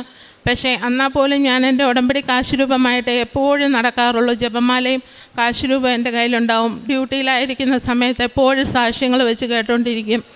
അതൊക്കെ പ്രേക്ഷിത പ്രവർത്തനം അവിടെ ഉള്ളവരോടായിട്ട് ആ നാട്ടുകാരോട് പറയാൻ പറ്റില്ല. പക്ഷേ നമ്മുടെ മലയാളീസ് ഉള്ളവരോട് പറയും, ഇന്നതുപോലെ കാര്യങ്ങൾ അവർക്കും പറഞ്ഞു കൊടുക്കും. ഞാനിവിടെ വന്നിട്ട് പോകുമ്പം തിരിയും കാശ് രൂപമൊക്കെ മേടിച്ച് അവർക്കും കൊണ്ട് കൊടുക്കാറുണ്ട്. അതുപോലെ കാരുണ്യ പ്രവർത്തികളെന്ന് പറഞ്ഞാൽ ഞങ്ങൾക്ക് ഇവിടെ നാട്ടിൽ കരുണാലയമുണ്ട്. അവിടെ പോയി ഇന്നലെ ഞാൻ അവിടെ പോയി, മിനിഞ്ഞാന്നാണ് ഞാൻ വന്നത്. ഇന്നലെ ഞങ്ങളവിടെ പോയി അവരെയൊക്കെ കാണും. അതൊരു പാലിയേറ്റീവ് കെയറാണ്. അവരോട് സംസാരിച്ചു. അവർക്ക് ചെറിയ സ്നാക്സൊക്കെ കൊണ്ട് കൊടുത്ത് ഞങ്ങൾ തിരിച്ചു പോന്നു. അതുപോലെ സാമ്പത്തികമായിട്ടും ബുദ്ധിമുട്ടുണ്ടെന്ന് പറയുന്നവർക്ക് എന്നെക്കൊണ്ട് കഴിയുന്ന വിധത്തിൽ ഞാൻ സഹായം ചെയ്തു കൊടുക്കാറുണ്ട്. ഇത്രയും അനുഗ്രഹങ്ങൾ എൻ്റെ ജീവിതത്തിൽ ചൊരിഞ്ഞു തന്ന ഈശോയ്ക്കും സാക്ഷ്യം പറയാൻ അനുഗ്രഹം തന്ന മാതാവിനും ഈശോയ്ക്കും ഒരുപാട് നന്ദി. എൻ്റെ പേര് റോസ്മി, ഇതെൻ്റെ അമ്മ. ഞങ്ങൾ ചങ്ങനാശ്ശേരി തോട്ടയ്ക്കാട് നിന്നാണ് വരുന്നത്. എൻ്റെ ചേച്ചിയാണ് ആദ്യമായിട്ട് ഇവിടെ ഉടമ്പടി എടുത്തത്. ഞാനും അമ്മയും ഉടമ്പടി എടുക്കാനുണ്ടായ സാഹചര്യം പറയാം. ഒരു ദിവസം അമ്മയ്ക്ക് നല്ലൊരു തലവേദന വന്നു. അതൊരു ഞായറാഴ്ചയായിരുന്നു. ഞങ്ങൾ അടുത്തുള്ള ഒരു ഹോസ്പിറ്റലിൽ പോയി. പക്ഷേ സ്കാനിങ് ഒന്നും ചെയ്യാൻ പറ്റിയിരുന്നില്ല. പെയിൻ കില്ലേഴ്സൊക്കെ കൊടുത്തു. തിരിച്ച് ഞങ്ങൾ വീട്ടിലിങ്ങ് പോന്നു. പക്ഷേ തലവേദന കുറഞ്ഞിരുന്നില്ല. പിറ്റേ ദിവസം തിങ്കളാഴ്ച ഞങ്ങൾ നല്ലൊരു ഹോസ്പിറ്റലിൽ കൊണ്ടുപോയി കാണിച്ചു. അങ്ങനെ ഡോക്ടറെ MRI സ്കാനും CT സ്കാനും ഒക്കെ എടുക്കാൻ പറഞ്ഞു. അതിൽ റിസൾട്ട് വന്നത് അമ്മയുടെ ബ്രെയിനിൽ നെർവ് 2 പൊട്ടിയിട്ടുണ്ട്, കൂടാതെ ബ്ലീഡിങ് ഉണ്ടെന്ന് പറഞ്ഞു. ഞങ്ങൾ കുറേ വിഷമിച്ചു. അതിനുശേഷം ആൻജിയോഗ്രാം ചെയ്യാനായിട്ട് പറഞ്ഞു. ആ സമയത്ത് എൻ്റെ ചേച്ചി ഉടമ്പടിയിലായിരുന്നത് കൊണ്ട്, ഉടമ്പടി എടുത്തിട്ടുണ്ടായിരുന്നതുകൊണ്ട് കാശ് രൂപം അമ്മയ്ക്ക് കൊടുത്തു. അമ്മ ആ കാശ് രൂപം വെച്ചുകൊണ്ട് പറഞ്ഞു, അടുത്ത ഒരു റിസൾട്ടിൽ ആൻജിയോഗ്രാം ചെയ്യുമ്പം റിസൾട്ട് നോർമലാണ്, ബ്ലീഡിങ് ഇല്ലയെന്ന് കാണുവാണെങ്കിൽ അമ്മയുടെ കൃപാസനത്തിൽ വന്ന് ഉടമ്പടി എടുത്തേക്കാമെന്ന് പറഞ്ഞു. ഞാനും അത് തന്നെ പറഞ്ഞായിരുന്നു. അങ്ങനെ കാശ് രൂപം വെച്ച് അമ്മ ആൻജിയോഗ്രാം ചെയ്തു. ആൻജിയോഗ്രാമിൻ്റെ റിസൾട്ട് വന്നപ്പം ഡോക്ടർ പറഞ്ഞത് ബ്ലീഡിങ് ഇല്ല, നോർമലായെന്ന് പറഞ്ഞു. അങ്ങനെ മാതാവ് ഞങ്ങളെ രക്ഷിച്ചു. അതിനുശേഷം ഞങ്ങൾ 3D DSA ചെയ്യാൻ വേണ്ടിയിട്ട്, ഡോക്ടറിന് തന്നെ ഭയങ്കര കൺഫ്യൂഷനായി. ഞങ്ങൾ 3D DSA ചെയ്യാൻ വേണ്ടിയിട്ട് ഞങ്ങളെ പറഞ്ഞു വിട്ടു കോട്ടയം മെഡിക്കൽ കോളേജിൽ. അങ്ങനെ അവിടെ ചെന്നും റിസൾട്ട് വന്നത് ബ്ലീഡിങ് ഇല്ല, നെർവൊന്നും പൊട്ടിയിട്ടില്ല എന്നായിരുന്നു. ഇത്രയും വലിയൊരു രോഗത്തിൽ നിന്ന് അന്യൂമറിസം എന്ന് പറയുന്ന ഒരു രോഗമാണെന്നാണ് ഡോക്ടർ സംശയിച്ചിരുന്നത്. അതൊന്നും ഇല്ലാതെ ഞങ്ങളെ മാതാവ് രക്ഷിച്ചു. അങ്ങനെയാണ് ഞങ്ങൾ ഉടമ്പടിയിലേക്ക് വന്നത്. ഇത്രയും വലിയൊരു അനുഗ്രഹം തന്ന മാതാവിനും ഈശോയ്ക്കും ഒരുപാട് നന്ദി. അമ്മ ഇപ്പം ഗുളികളൊന്നും കഴിക്കുന്നില്ല, പ്രഷറിൻ്റെ ഗുളിക മാത്രമേ കഴിക്കുന്നുള്ളൂ. ഇതുവരെ അങ്ങനെ ഒരു തലവേദന ഒന്നും വന്നിട്ടില്ല. മാതാവ് അത് പൂർണ്ണമാക്കി മാറ്റി. അടുത്ത ഒരു സാക്ഷ്യം എന്ന് പറഞ്ഞാൽ, അമ്മ ഇവിടെ വന്ന് ഉടമ്പടി എടുത്തപ്പോൾ കടബാധ്യതയുണ്ട്, കുറച്ച് ലോൺ ഉണ്ടായിരുന്നു ഞങ്ങൾക്ക്. അപ്പം കൊറോണ വന്നപ്പം ഞങ്ങൾക്കത് കറക്റ്റായിട്ട് അടയ്ക്കാൻ പറ്റിയിരുന്നില്ല. അപ്പോൾ അതൊരു വലിയൊരു തുകയായിട്ട് മാറി. അപ്പോൾ ബാങ്കിൽ നിന്നൊരു നോട്ടീസ് വന്നു, പെട്ടെന്ന് തന്നെ ഇത്രയും വലിയൊരു തുക അടയ്ക്കണം എന്ന് പറഞ്ഞു. അപ്പം ഞങ്ങളെ കൊണ്ടത് പെട്ടെന്ന് അടയ്ക്കാമെന്ന് പറയുന്നത് ഭയങ്കര ഡിഫിക്കൽട്ട്സ് ആയിരുന്നു. അമ്മ ഇവിടെ വന്ന് അച്ഛനെ കണ്ട് ബ്ലെസ്സിങ്സ് വാങ്ങി. മാതാവിൻ്റെ അച്ഛൻ കൊടുത്തൊരു കാശ് രൂപം ഉണ്ടായിരുന്നു, അത് ആ സ്ഥലത്ത് കൊണ്ട് ഞങ്ങൾ സ്ഥാപിച്ചു. അതിന് ഫലമായിട്ട് ആ സ്ഥലം വിറ്റു. ഞങ്ങൾ ആ ലോണും ഇത്രയും വലിയൊരു എമൗണ്ട് ലോണും അടച്ചു തീർക്കാനായിട്ട് മാതാവ് സഹായിച്ചു. അതിനും മാതാവിനും ഈശോയ്ക്കും ഒരുപാട് നന്ദി. അടുത്തെന്ന് പറഞ്ഞാൽ, അമ്മ ഉടമ്പടി എടുത്തത് 4 മെയ് 2024 അതിനുശേഷം എൻ്റെ ഒരു സാക്ഷ്യമാണ്. ഞാൻ ഇവിടെ വന്ന് ഉടമ്പടി എടുത്തു. ഞാനൊരു സാക്ഷ്യമായിട്ട് വെച്ചിരുന്നത് ഞാൻ BCA ഗ്രാജുവേറ്റ് ആണ്. അത് കഴിഞ്ഞിട്ട് പുറത്ത് പോയി പഠിക്കണം എന്ന് ആഗ്രഹം ഉണ്ടായിരുന്നു. അങ്ങനെ ഞാൻ IELTS എഴുതാനായിട്ട് തീരുമാനിച്ചു. ആ സമയത്ത് ഞാൻ ഓൺലൈൻ ഉടമ്പടിയായിരുന്നു. പക്ഷേ അമ്മ ഉടമ്പടി എടുത്തത് കൊണ്ട് അമ്മയുടെ വിശുദ്ധ ഉപ്പും തൈലവും കൊണ്ട് ഞാൻ എക്സാം ഹോളിൽ കയറി വിതറി പ്രാർത്ഥിച്ചതിൻ്റെ ഫലമായിട്ട് എനിക്ക് 6 എന്നുള്ളൊരു സ്കോറാണ് മാതാവ് തന്നത്, 6. അപ്പം ഞാൻ വിചാരിച്ചു ഒന്നുകൂടെ എഴുതണമെന്ന്. പക്ഷേ അച്ഛൻ്റെ ഒരു ധ്യാനം ഞാൻ ആ സമയത്ത് കേൾക്കുകയുണ്ടായി, 6 എന്ന് പറയുന്നത് മാതാവിൻ്റെ സ്കോറാണെന്നുള്ളത്. ഞാനപ്പം IELTS ഒന്നുകൂടെ എഴുതിയൊന്നുമില്ല. ഞാൻ ആ സ്കോർ വെച്ച് മുമ്പോട്ടങ്ങ് പോയി ജർമ്മനിക്ക് ആപ്ലിക്കേഷൻ ഇട്ടു. പക്ഷേ നെക്സ്റ്റ് ഇൻടേക്ക് ആയിട്ടും എനിക്ക് ഓഫർ ലെറ്റർ ഒന്നും വരുന്നുണ്ടായിരുന്നില്ല, റിജക്ഷൻ വന്നു. അങ്ങനെ എൻ്റെ 1 വർഷം പോയി. അപ്പം ഞാൻ മാതാവിനോട് പറഞ്ഞു, എൻ്റെ ഇഷ്ടമല്ല, മാതാവിൻ്റെ ഇഷ്ടമുള്ള ഒരു കൺട്രി തന്നെ എനിക്ക് തരാൻ പറഞ്ഞു. അങ്ങനെ പ്രാർത്ഥിച്ചതിൻ്റെ ഫലമായിട്ട് ഏജൻസിയിൽ നിന്ന് എന്നോട് വിളിച്ചിട്ട് പറഞ്ഞു അയർലൻഡ് എന്നുള്ളൊരു കൺട്രി നോക്കാമെന്ന് ചോദിച്ചു. അങ്ങനെ ഞാൻ കാശുരൂപം വെച്ച് പ്രാർത്ഥിച്ചു. മാതാവിനോട് ചോദിച്ചിട്ട് അയർലൻഡിനുള്ള ആപ്ലിക്കേഷൻ ഞാൻ ഇട്ടു. അത് പിറ്റേ ദിവസം ഞങ്ങൾ പള്ളിയിൽ പോയി തിരിച്ചു വന്ന ബസ്സിലാണ്. അപ്പോൾ ഞങ്ങൾക്ക് നല്ലൊരു സാക്ഷ്യത്തിലും ധ്യാനത്തിലും ഒക്കെ കേട്ടിട്ടുണ്ട് സുഗന്ധാഭിഷേകം കിട്ടുന്നത് മാതാവിൻ്റെ പ്രസൻസ് ആണെന്നുള്ളത്. നല്ലൊരു മുല്ലപ്പൂവിൻ്റെ മണം ഞങ്ങൾക്ക് വന്നു. അമ്മ എന്നോട് പറഞ്ഞു ഇന്ന് നിനക്ക് എന്തെങ്കിലും ഒരു അനുഗ്രഹം വരുമെന്ന്. പക്ഷേ ഞാനത് വിശ്വസിച്ചിരുന്നില്ല. മുല്ലപ്പൂവിൻ്റെ മണം മാതാവിൻ്റെ ആണെന്ന് എനിക്ക് വിശ്വസിക്കാൻ ഞങ്ങൾക്ക് കിട്ടിയിട്ടില്ല, അതുകൊണ്ട് ഞാൻ വിശ്വസിച്ചിരുന്നില്ല. ഞാൻ അടുത്തുള്ള ആൾക്കാരുടെയൊക്കെ കയ്യിലൊക്കെ നോക്കി, ബസ്സല്ലേ, പക്ഷെ ചെറിയ ആൾക്കാർ കുറച്ച് പേരെ ഉണ്ടായിരുന്നുള്ളൂ ബസ്സിൽ. ഞാൻ വിശ്വസിച്ചിരുന്നില്ല. എന്നാലും ഞാൻ അന്ന് രാത്രിയിലാണ് തലേദിവസം ഇട്ട ആപ്ലിക്കേഷൻ എനിക്ക് ഓഫർ ലെറ്റർ മാതാവ് തന്നു. അപ്പം അതിലൂടെ ഞങ്ങൾക്ക് മനസ്സിലായി മാതാവ് ഉദ്ദേശിച്ച കൺട്രി ജർമ്മനി ആയിരുന്നില്ല, അയർലൻഡ് ആയിരുന്നു എന്നുള്ളത്. അങ്ങനെ മാതാവിൻ്റെ സഹായത്തോടു കൂടി ഞങ്ങൾ അടുത്ത പ്രോസസ്സ് എന്ന് പറയുന്നത് ലോൺ എടുക്കുക എന്നുള്ളതായിരുന്നു. ലോൺ എനിക്ക് എഡ്യൂക്കേഷൻ ലോൺ ഒരു ബാങ്കിൽ നിന്നും കിട്ടിയിരുന്നില്ല. ആദ്യം ഞങ്ങൾ വിചാരിച്ചത് ഒരു ഈസി പ്രോസസ്സായിരിക്കും, സ്ഥലമുണ്ട്, ലോൺ വെക്കുക, പൈസ കിട്ടുക, പുറത്ത് പോയി പഠിക്കുക എന്നുള്ളത്. പക്ഷെ ഞങ്ങൾക്ക് വേണ്ടത്ര എമൗണ്ട് ഒരു ബാങ്കിൽ നിന്നും കിട്ടിയിരുന്നില്ല. കുറേ ബാങ്കിൽ കയറി ഇറങ്ങി. പക്ഷേ അച്ചാച്ചൻ്റെ ഒരു ഫ്രണ്ട്, കൃപാസനത്തിൽ വരുന്ന ഒരു ഫ്രണ്ട് പറഞ്ഞു ഒരു ബാങ്കിൽ പോകാൻ പറഞ്ഞു. അങ്ങനെ മാതാവിൻ്റെ കാശുരൂപവും വിശുദ്ധ ഉപ്പും ഒക്കെ ആയിട്ട് ഞങ്ങൾ ഒരു ബാങ്കിൽ ചെന്ന് ചോദിച്ചപ്പം പേഴ്സണൽ ലോൺ തരാമെന്ന് പറഞ്ഞു. എഡ്യൂക്കേഷൻ ലോൺ തരാനുള്ള ക്രൈറ്റീരിയാസ് ഞങ്ങൾ ഫോളോ ചെയ്യുന്നില്ലാത്തത് കൊണ്ട് പേഴ്സണൽ ലോൺ തരാമെന്ന് പറഞ്ഞു. അങ്ങനെ ഞങ്ങൾ അവിടെ നിന്ന് ഒരു പേഴ്സണൽ ലോൺ എടുത്തു. പക്ഷേ പേഴ്സണൽ ലോണും ഞങ്ങളെ കൊണ്ടാകാവുന്ന കുറച്ച് എമൗണ്ട് കൂടി കൂട്ടി ട്യൂഷൻ ഫീ അടയ്ക്കാമെന്ന് വിചാരിച്ചാലും ബാക്കിയുള്ള പ്രോസസ്സിനുള്ള എമൗണ്ട് വേണ്ടത്ര ഞങ്ങളുടെ കയ്യിലില്ലായിരുന്നു. അതുകൊണ്ട് ആ ഒരു പൈസ വെച്ച് ഞങ്ങൾ ട്യൂഷൻ ഫീ അടയ്ക്കാതിരുന്നു. അപ്പം തന്നെ കുറേ വൈകിയിരുന്നു, ഞങ്ങൾക്ക് എൻ്റെ വിസയ്ക്കൊക്കെ വെക്കാറുള്ള ടൈം ആയിരുന്നു. അപ്പം ഞാൻ ഒരു സാക്ഷ്യം കേട്ടു. ആ സമയത്ത് ഒരു ചേച്ചിയുടെ വീട് വച്ചു. ഇന്നപോലെ എൻ്റെ അത്ര എമൗണ്ട് തന്നെയാണ് ആ ചേച്ചി എടുത്തത്. എന്നിട്ട് ലോൺ എടുക്കാതെ തന്നെയാണ് ആ ചേച്ചി വീട് വെച്ചത്. അവരുടെ വീട്ടിൽ നിന്ന് അവൻ തന്നെ പൈസ കൊടുത്ത് സഹായിച്ച് അങ്ങനെ വീട് വെച്ചു. ചേച്ചി എടുത്ത് ആ ലോണ് തിരിച്ചടച്ചു ബാങ്കിലോട്ട്. വീട് വെക്കാനുണ്ടായ സാഹചര്യം എന്ന് പറഞ്ഞാൽ ആ ആധാരം വെച്ച് ആ ചേച്ചി എന്നും ഡെയിലി ബ്രെഡിൽ പ്രാർത്ഥിക്കുമായിരുന്നു അതിനകത്ത് പറയുന്നുണ്ട്. അപ്പം ഞാൻ അമ്മയോട് ചോദിച്ചു, ആ ചേച്ചി അങ്ങനെയാണ് വീട് വെച്ചത്, ഞാൻ എന്ത് വെച്ചാണ് പ്രാർത്ഥിക്കേണ്ടതെന്ന് ചോദിച്ചപ്പോൾ അമ്മ പറഞ്ഞു, ഞാൻ ഓഫർ ലെറ്റർ വെച്ച് പ്രാർത്ഥിക്കും, നിനക്ക് ട്യൂഷൻ ഫീ അടയ്ക്കാൻ പറ്റുമെന്ന് പറഞ്ഞു. അങ്ങനെ ഞാൻ എല്ലാ ദിവസവും അച്ഛൻ്റെ ഡെയിലി ബ്രെഡിൽ ട്യൂഷൻ ഓഫർ ലെറ്റർ വെച്ചിട്ട് പ്രാർത്ഥിക്കുമായിരുന്നു. വിശുദ്ധ ഉപ്പ് വിതറി. അങ്ങനെ പേഴ്സണൽ ലോൺ ഓൾറെഡി എടുത്തിട്ടുണ്ട്, അടയ്ക്കാൻ പറ്റാത്ത സാഹചര്യമായിരുന്നു. നെക്സ്റ്റ് വീക്കിൽ തന്നെ ബാങ്ക് മാനേജർ വിളിച്ചിട്ട് പറഞ്ഞു, പേഴ്സണൽ ലോൺ തിരിച്ചടച്ചോ, ഞങ്ങൾ എഡ്യൂക്കേഷൻ ലോൺ തരാമെന്ന് പറഞ്ഞു. അറൗണ്ട് ഒരു 3 monthsേലും വേണ്ടതാണ് എഡ്യൂക്കേഷൻ ലോൺ. എനിക്ക് ഒരാഴ്ച കൊണ്ട് എഡ്യൂക്കേഷൻ ലോൺ തന്നു. അങ്ങനെ ഞാൻ ട്യൂഷൻ ഫീ അടച്ചു മാതാവിൻ്റെ കൃപ കൊണ്ട്. അടുത്ത ഒരു പ്രോസസ്സ് എന്ന് പറയുന്നത് ലിവിങ് എക്സ്പെൻസ് ആയിരുന്നു. അത് ലോൺ എടുക്കാതെ തന്നെ മാതാവ് അത് അടപ്പിച്ചു. അങ്ങനെ അടുത്ത പ്രോസസ്സ് വിസയ്ക്ക് വെക്കുക എന്നായിരുന്നു. അപ്പോൾ തന്നെ എൻ്റെ ടൈം കുറേ പോയി. ഓഗസ്റ്റായി. സെപ്റ്റംബർ പോകേണ്ടത് അയർലൻഡിൽ സെപ്റ്റംബറിനാണ് പോകേണ്ടത്. അപ്പോൾ തന്നെ ഓഗസ്റ്റായി. അപ്പോൾ തന്നെ എന്നോട് ഏജൻസി എന്ന് പറഞ്ഞു, ഇനിയും വച്ചിട്ട് കാര്യമില്ല, ഓഗസ്റ്റിലല്ല വെക്കേണ്ട, 3 monthേലും പ്രോസസ്സിങ് വേണം. പിന്നെ പോരാത്തതിന് എൻ്റെ ട്രാൻസാക്ഷൻസ് എല്ലാം എററാണ്. 40,000 എബോവ് ട്രാൻസാക്ഷൻസ് സ്റ്റുഡൻസിന് വന്നിട്ടുണ്ട്. ജസ്റ്റിഫിക്കേഷൻ കൊടുക്കാൻ പറ്റില്ല. യൂറോപ്പ സിവിയിലും SOPയും തമ്മിൽ നല്ല ഡിഫറൻസ് ഉണ്ട്. അമ്മയുടെ സ്റ്റേറ്റ്മെൻ്റ് ആണെങ്കിലും ഫുൾ എററാണ്. കൂടാതെ തന്നെ ലേറ്റ് ആയിട്ടാണ് സബ്മിറ്റും ചെയ്യുന്നതെന്ന് പറഞ്ഞു. നെക്സ്റ്റ് ഇൻടേക്ക് നോക്കാമെന്ന് പറഞ്ഞു. പക്ഷേ അപ്പോൾ എനിക്ക് സന്തോഷമാണ് ഉണ്ടായത്, കാരണം എൻ്റെ മെറിറ്റൊന്നുമില്ല. അച്ഛൻ പറയുന്ന പോലെ not by merit but by ഗ്രേസിൽ ഞാൻ വെക്കാമെന്ന് തീരുമാനിച്ചു. പക്ഷേ അച്ഛനെ വിളിച്ചപ്പോൾ ഇവിടെ 15 ദിവസത്തേക്ക് അച്ഛൻ ഇല്ലയെന്ന് പറഞ്ഞു. പക്ഷേ എങ്കിലും ഞാൻ ഡോക്യുമെൻറ്റ്സ് എല്ലാം ഇവിടെ കൊണ്ടുവന്ന് മാതാവിന് സമർപ്പിച്ചു. അമ്മ തന്നെ സബ്മിറ്റ് ചെയ്യുമെന്ന് പറഞ്ഞിട്ട് ഞാൻ വിസയ്ക്ക് വെച്ചു. വിസയ്ക്ക് വെച്ച് കഴിഞ്ഞ് ക്ലാസ് അവിടെ തുടങ്ങിയിട്ടും എനിക്ക് വിസ വരുന്നുണ്ടായിരുന്നില്ല.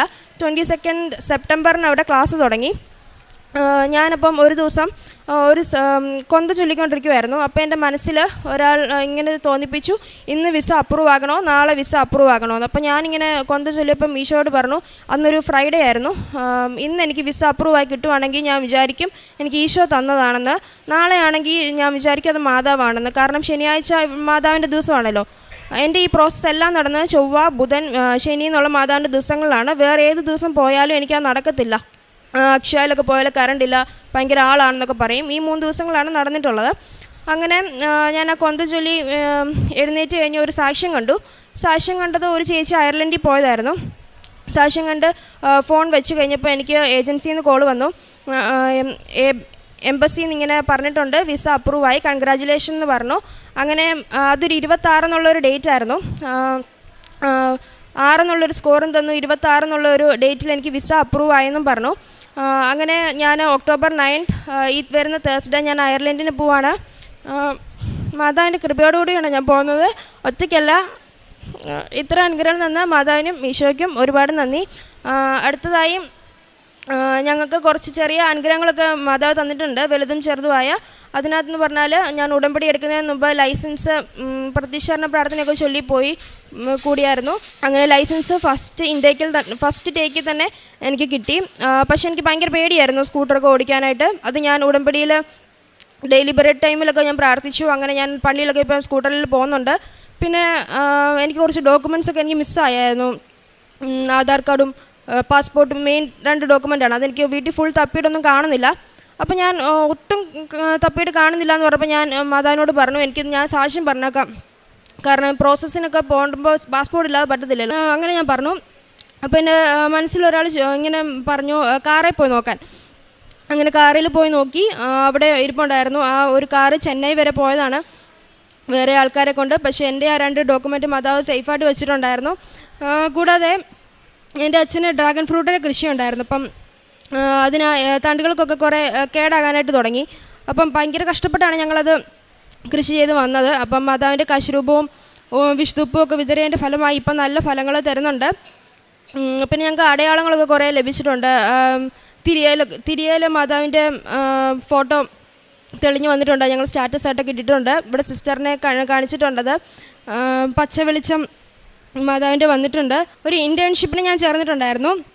അത് എനിക്ക് കംപ്ലീറ്റ് ആക്കാൻ ഭയങ്കര ബുദ്ധിമുട്ടായിരുന്നു. ഒരു പൈതൻ്റെ ആയിരുന്നു ആ പ്രോഗ്രാമിങ്. പക്ഷേ ഭയങ്കര പാടായിരുന്നു. അപ്പോൾ ഞാൻ അവരോട് പറഞ്ഞു, ചെയ്ത അത്രയത്തിൻ്റെ വെച്ച് സർട്ടിഫിക്കറ്റ് തരാമോ എന്ന് ചോദിച്ചു. പക്ഷേ അതിനൊട്ടും വാല്യൂ ഇല്ല. കോഴ്സ് സർട്ടിഫിക്കറ്റ് വേണമെങ്കിൽ തരാം, ഗുണമില്ലെന്ന് പറഞ്ഞു. അപ്പോൾ അതെങ്കിലും ആകുമല്ലോ എന്ന് ഞാൻ തരാനായിട്ട് പറഞ്ഞിട്ട് മാതാവിനോട് ഞാൻ എന്നും ഡെയിലി ബ്രെഡിൽ പ്രാർത്ഥിക്കും. എനിക്ക് ഇൻറ്റേൺഷിപ്പ് സർട്ടിഫിക്കറ്റ് വേണമെന്ന്. പക്ഷേ അവരെനിക്ക് അയച്ച സർട്ടിഫിക്കറ്റ്, ഞാൻ അവിടെ വർക്ക് ചെയ്തിരുന്നു ഇൻറ്റേൺഷിപ്പിന്, ഇൻ്റർനാഷണൽ വാല്യൂ ഉള്ളൊരു സർട്ടിഫിക്കറ്റാണ് എനിക്ക് തന്നത്. അങ്ങനെ ഞാനത് ഗ്യാപ്പ് ക്ലിയറൻസ് സർട്ടിഫിക്കറ്റായിട്ട് ഞാൻ വിസയ്ക്ക് പോയപ്പോൾ അത് വെച്ചായിരുന്നു. പിന്നെ എനിക്കൊരു രോഗസൗഖ്യമുണ്ട്. എനിക്ക് ഭയങ്കര തുമ്മലായിരുന്നു, അതെനിക്ക് മാതാവ് കുറച്ച് തന്നു. ബാക്കിയുള്ള എൻ്റെ എല്ലാ ഹെൽത്ത് ഇഷ്യൂസും മാതാവ് അത് കുറച്ച് സഹിക്കാവുന്ന പോലെ ആക്കി. ഭയങ്കര തുമ്മലൊക്കെ ആയിരുന്നു എനിക്ക്. പിന്നെ അമ്മയ്ക്കാണെങ്കിൽ നല്ല കാലുവേദന ഉണ്ടായിരുന്നു. വിശുദ്ധ ഉപ്പും തൈലവും തേച്ച് ഞങ്ങൾ പ്രാർത്ഥിക്കുമായിരുന്നു. അതിൻ്റെ ഫലമായിട്ടാണ് ഈ രോഗസൗഖ്യം എല്ലാം ലഭിച്ചത്. ഇനി തുടർന്നും ഉടമ്പടിയിൽ ജീവിക്കാൻ ഞാൻ ആഗ്രഹിക്കുന്നു. അതിന് മാതാവ് സഹായിക്കുമെന്ന് പൂർണ്ണമായിട്ട് വിശ്വസിക്കുകയാണ്. എല്ലാത്തിൽ നിന്ന് രക്ഷിക്കുമെന്നും വഴി നടത്തുമെന്നും കൂടെ എന്നും ഉണ്ടാകുമെന്നും മാതാവ് എന്നും കൂടെ ഉണ്ടാകുമെന്ന് പൂർണ്ണമായി വിശ്വസിക്കുന്നു. ഇത്രയും അനുഗ്രഹങ്ങൾ എന്ന മാതാവിനും ഈശോയ്ക്കും ഒരുപാട് നന്ദി. കാരുണ്യപ്രവൃത്തിയായിട്ട് ചെയ്തിരുന്നത്, ഞങ്ങൾ പൊതിച്ചോറുണ്ടാക്കി പൊതുമേഖലയിലൊക്കെ വിതരണം ചെയ്യുമായിരുന്നു. പിന്നെ ഹോസ്പിറ്റലൊക്കെ ഇടയ്ക്ക് പോയി രോഗികളെയൊക്കെ സന്ദർശിക്കും. അപ്പോഴാണ് മനസ്സിലായത് ഇത്രയും നീഡി ഡിസേർവ്ഡ് ആയിട്ടുള്ള കുറേ ആൾക്കാരുണ്ട് എന്നുള്ളത്. അതിനുശേഷം ഞങ്ങൾ പ്രേക്ഷിത പ്രവർത്തനം ചെയ്യാൻ എല്ലാ മാസവും ഇവിടെ വന്ന് പത്രം വാങ്ങി എല്ലാവർക്കും വിതരണം ചെയ്യുമായിരുന്നു. ഞാൻ വിസയ്ക്ക് വെക്കുന്നതിന് മുമ്പ് ഇവിടെ വന്ന് 3 കെട്ട് പത്രം വാങ്ങി മാതാവിനെ സമർപ്പിച്ച് എല്ലാവർക്കും വിതരണം ചെയ്തിട്ടുണ്ടായിരുന്നു. ആത്മീയമായിട്ട് വന്ന മാറ്റം, എനിക്ക് പള്ളിയിൽ പോകാൻ ഭയങ്കര മടിയുള്ള ഒരാളായിരുന്നു. ഞാൻ എപ്പോഴും സമയം നോക്കി നിൽക്കും, എന്താ തീരാത്തതെന്നൊക്കെ. പക്ഷേ ഇപ്പോൾ എനിക്ക് ലേറ്റായിട്ട് പള്ളിയിൽ പോയാലോ കുർബാന തുടങ്ങുന്നതിനൊക്കെ പോയി കഴിഞ്ഞാൽ ഭയങ്കര വിഷമമാണ്. ഒരു ദിവസം പള്ളി പോയില്ല, നല്ല വിഷമം. അങ്ങനെ തന്നെ മാതാവ് കുറേ ചേഞ്ച് ചെയ്തു.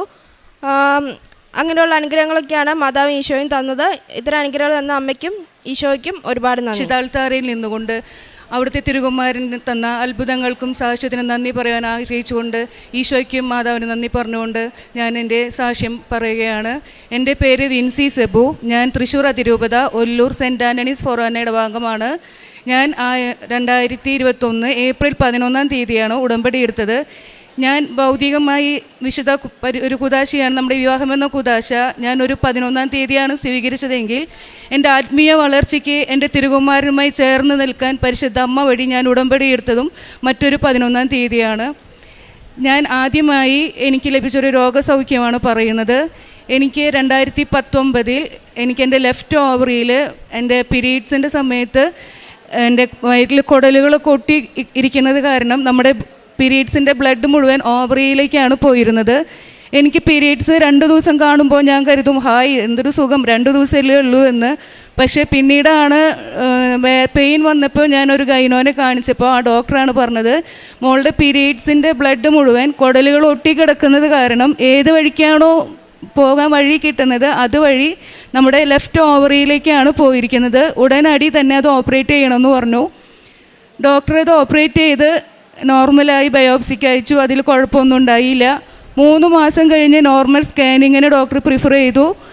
ഞാനത് സ്കാൻ ചെയ്തപ്പോൾ നമ്മുടെ വരണ ബ്ലീഡിങ് അത് റൈറ്റ് ഓവറിയിലേക്കായി അതിൻ്റെ സഞ്ചാരം.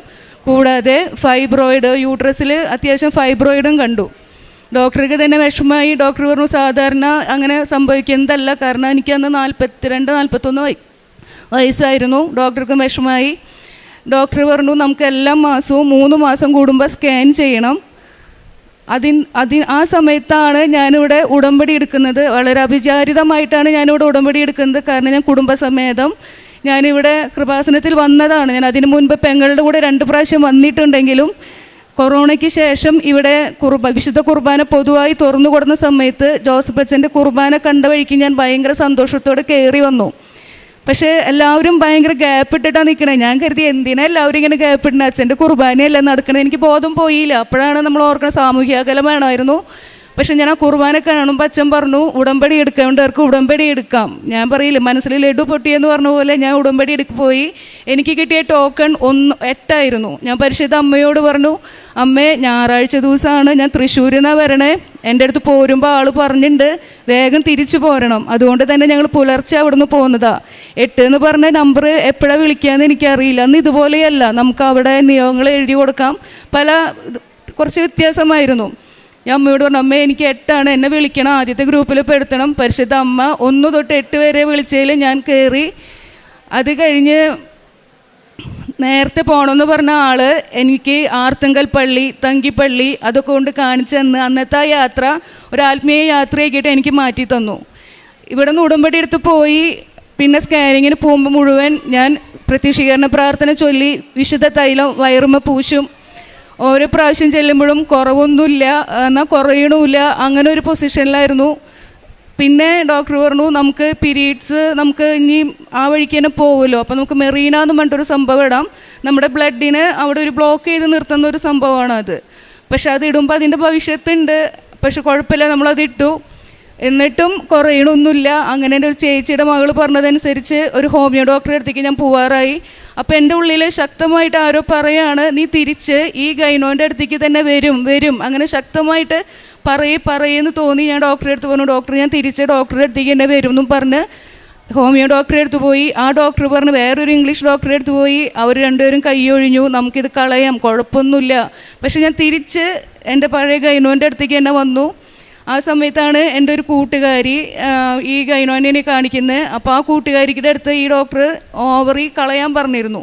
പക്ഷെ ആൾ ഓവറി കളഞ്ഞില്ല, ആൾക്കത് ക്യാൻസറായി മാറി. ഇന്ന് ആ വ്യക്തി ഉടമ്പടിയിലാണ് ജീവിക്കുന്നത്. അപ്പോൾ എൻ്റെ മക്കൾ, എനിക്ക് മാതാവ് 3 പെൺമക്കളെ തന്നിരിക്കണേ, 3 റോസാപ്പൂക്കളെന്ന് ഞാൻ പറയും. അപ്പോൾ എൻ്റെ മക്കൾ എന്നോട് പറയും, അമ്മ ആ ആൻറ്റിക്ക് ക്യാൻസറായി മാറി. അപ്പോൾ അതിൻ്റെ ഇടയിൽ നമുക്ക് ക്യാൻസർ ടെസ്റ്റൊക്കെ ഉണ്ടാവും. കാരണം യൂട്രസിൽ ഫൈബ്രോയിഡ്, ഓവറിയിൽ സിസ്റ്റ്. അപ്പോൾ നമ്മൾ ഒരു പ്രാവശ്യം ഇതുപോലെ ടെസ്റ്റ് ചെയ്യുന്ന സ്ഥലത്ത് നിന്ന് ആളെ വിളിച്ചിട്ട് ചോദിച്ചു, മാഡത്തിന് മുഴയോ എന്തെങ്കിലും ഉണ്ടോ, ക്യാൻസറാണ് കാണിക്കണേ പറഞ്ഞു. അപ്പോൾ ആൾക്ക് ഭയങ്കര സങ്കടമായി. എൻ്റെ അടുത്ത് വന്നിട്ട് പറഞ്ഞു, അന്ന് മക്കൾ ചെറുതാ, എൻ്റെ അടുത്ത് വന്നിട്ട് പറഞ്ഞു, വിൻസി ക്യാൻസറിൻ്റെ കാര്യങ്ങളാണ് ഡോക്ടർ പറയും. ഞാൻ ചിരിച്ചിട്ട് പറഞ്ഞു, ആയിക്കോട്ടെ കുഴപ്പമില്ല. കാരണം ഞാൻ കുഞ്ഞിതിലേ തൊട്ട് മാതാവിൻ്റെ വിത്ത് എല്ലാ ബഹുമാനത്തോടും കൂടെ ഞാൻ പറയുകയാണ്, മാതാവിൻ്റെ കൂട്ടുകാരിയാണ്. എന്ത് സങ്കടം ഉണ്ടെങ്കിലും സന്തോഷം ഉണ്ടെങ്കിലും ഞാൻ മെനമുറുകെ പിടിക്കും. ഞാൻ പറഞ്ഞു ആയിക്കോട്ടെ പറഞ്ഞു. പക്ഷെ ഞാൻ അമ്മോട് പറഞ്ഞു, അമ്മേ ഞാൻ ഇവിടെ നിന്ന് പോയാൽ അവരെ നോക്കാൻ ഞാൻ വേണ്ടേ ഭൂമിയിൽ. പക്ഷെ ഞാൻ അമ്മോട് പിന്നെ പിറ്റേ ദിവസം ഞാൻ സോറി പറഞ്ഞു, അമ്മ സോറി, ഞാൻ ഇല്ലെങ്കിലും നീ തന്ന 3 പെൺമക്കളെ നീ തന്നെ നോക്കുമെന്ന് എനിക്കറിയാം. അതിനുശേഷം ഈ സ്കാനിങ് ഇങ്ങനെ നടന്നു. മറ്റേ ഡോക്ടർമാർ പറയുമ്പോൾ 1 മാസത്തിൽ തന്നെ 2-3 സ്കാനിങ് ഒക്കെ നടക്കും. അത് കഴിഞ്ഞ് ഈ മക്കളൊക്കെ പറഞ്ഞു, മെറീന ഇട്ടിട്ട് ഇപ്പോൾ 2.5 വർഷമായില്ലമ്മ, അത് കളഞ്ഞ് അതിൻ്റെ ഭവിഷ്യത്ത് വരും. അങ്ങനെ അത് ഊരിക്കളഞ്ഞു. അതിനുശേഷം എപ്പോഴും ഈ സ്കാനിങ്ങിന് പോകുമ്പോൾ നമ്മുടെ പഴയ 2 സ്കാനിങ് റിപ്പോർട്ട് ഡോക്ടർക്ക് കാണിച്ചു കൊടുക്കണം. ഡോക്ടർ പറഞ്ഞു, എടോ ഞാൻ മരുന്നുകളൊക്കെ നിർത്തി, ഒറ്റ മരുന്ന് പിന്നെ കഴിക്കാതെയായി, വെറും നമ്മുടെ വിശുദ്ധ വസ്തുക്കൾ മാത്രമേ ഞാൻ ഉപയോഗിച്ചിരുന്നുള്ളൂ. ഡോക്ടർ പിന്നെ സ്കാനിങ്ങിന് പോകുമ്പോൾ സ്കാനിങ്ങിൻ്റെ ഡോക്ടർ പറഞ്ഞു, എടോ തൻ്റെ ഫൈബ്രോയിഡും ഓവറിയിലെ സിസ്റ്റമൊന്നും കാണാനില്ലല്ലോ, തൻ്റെ മെറീന വർക്ക് ചെയ്യുന്നുണ്ടല്ലോ എന്നൊക്കെ പറഞ്ഞു. മെറീന എടുക്കുന്നതിന് മുമ്പ് ഞാൻ പറഞ്ഞു, ഇത്ര നാളും പ്രവർത്തിക്കാത്ത മെറീന പ്രവർത്തിച്ചതല്ല, എൻ്റെ അമ്മ അത് മാറ്റി തന്നതാണ്. അത് കഴിഞ്ഞതിന് ശേഷമാണ് മെറീനയൊക്കെ എടുത്തത്.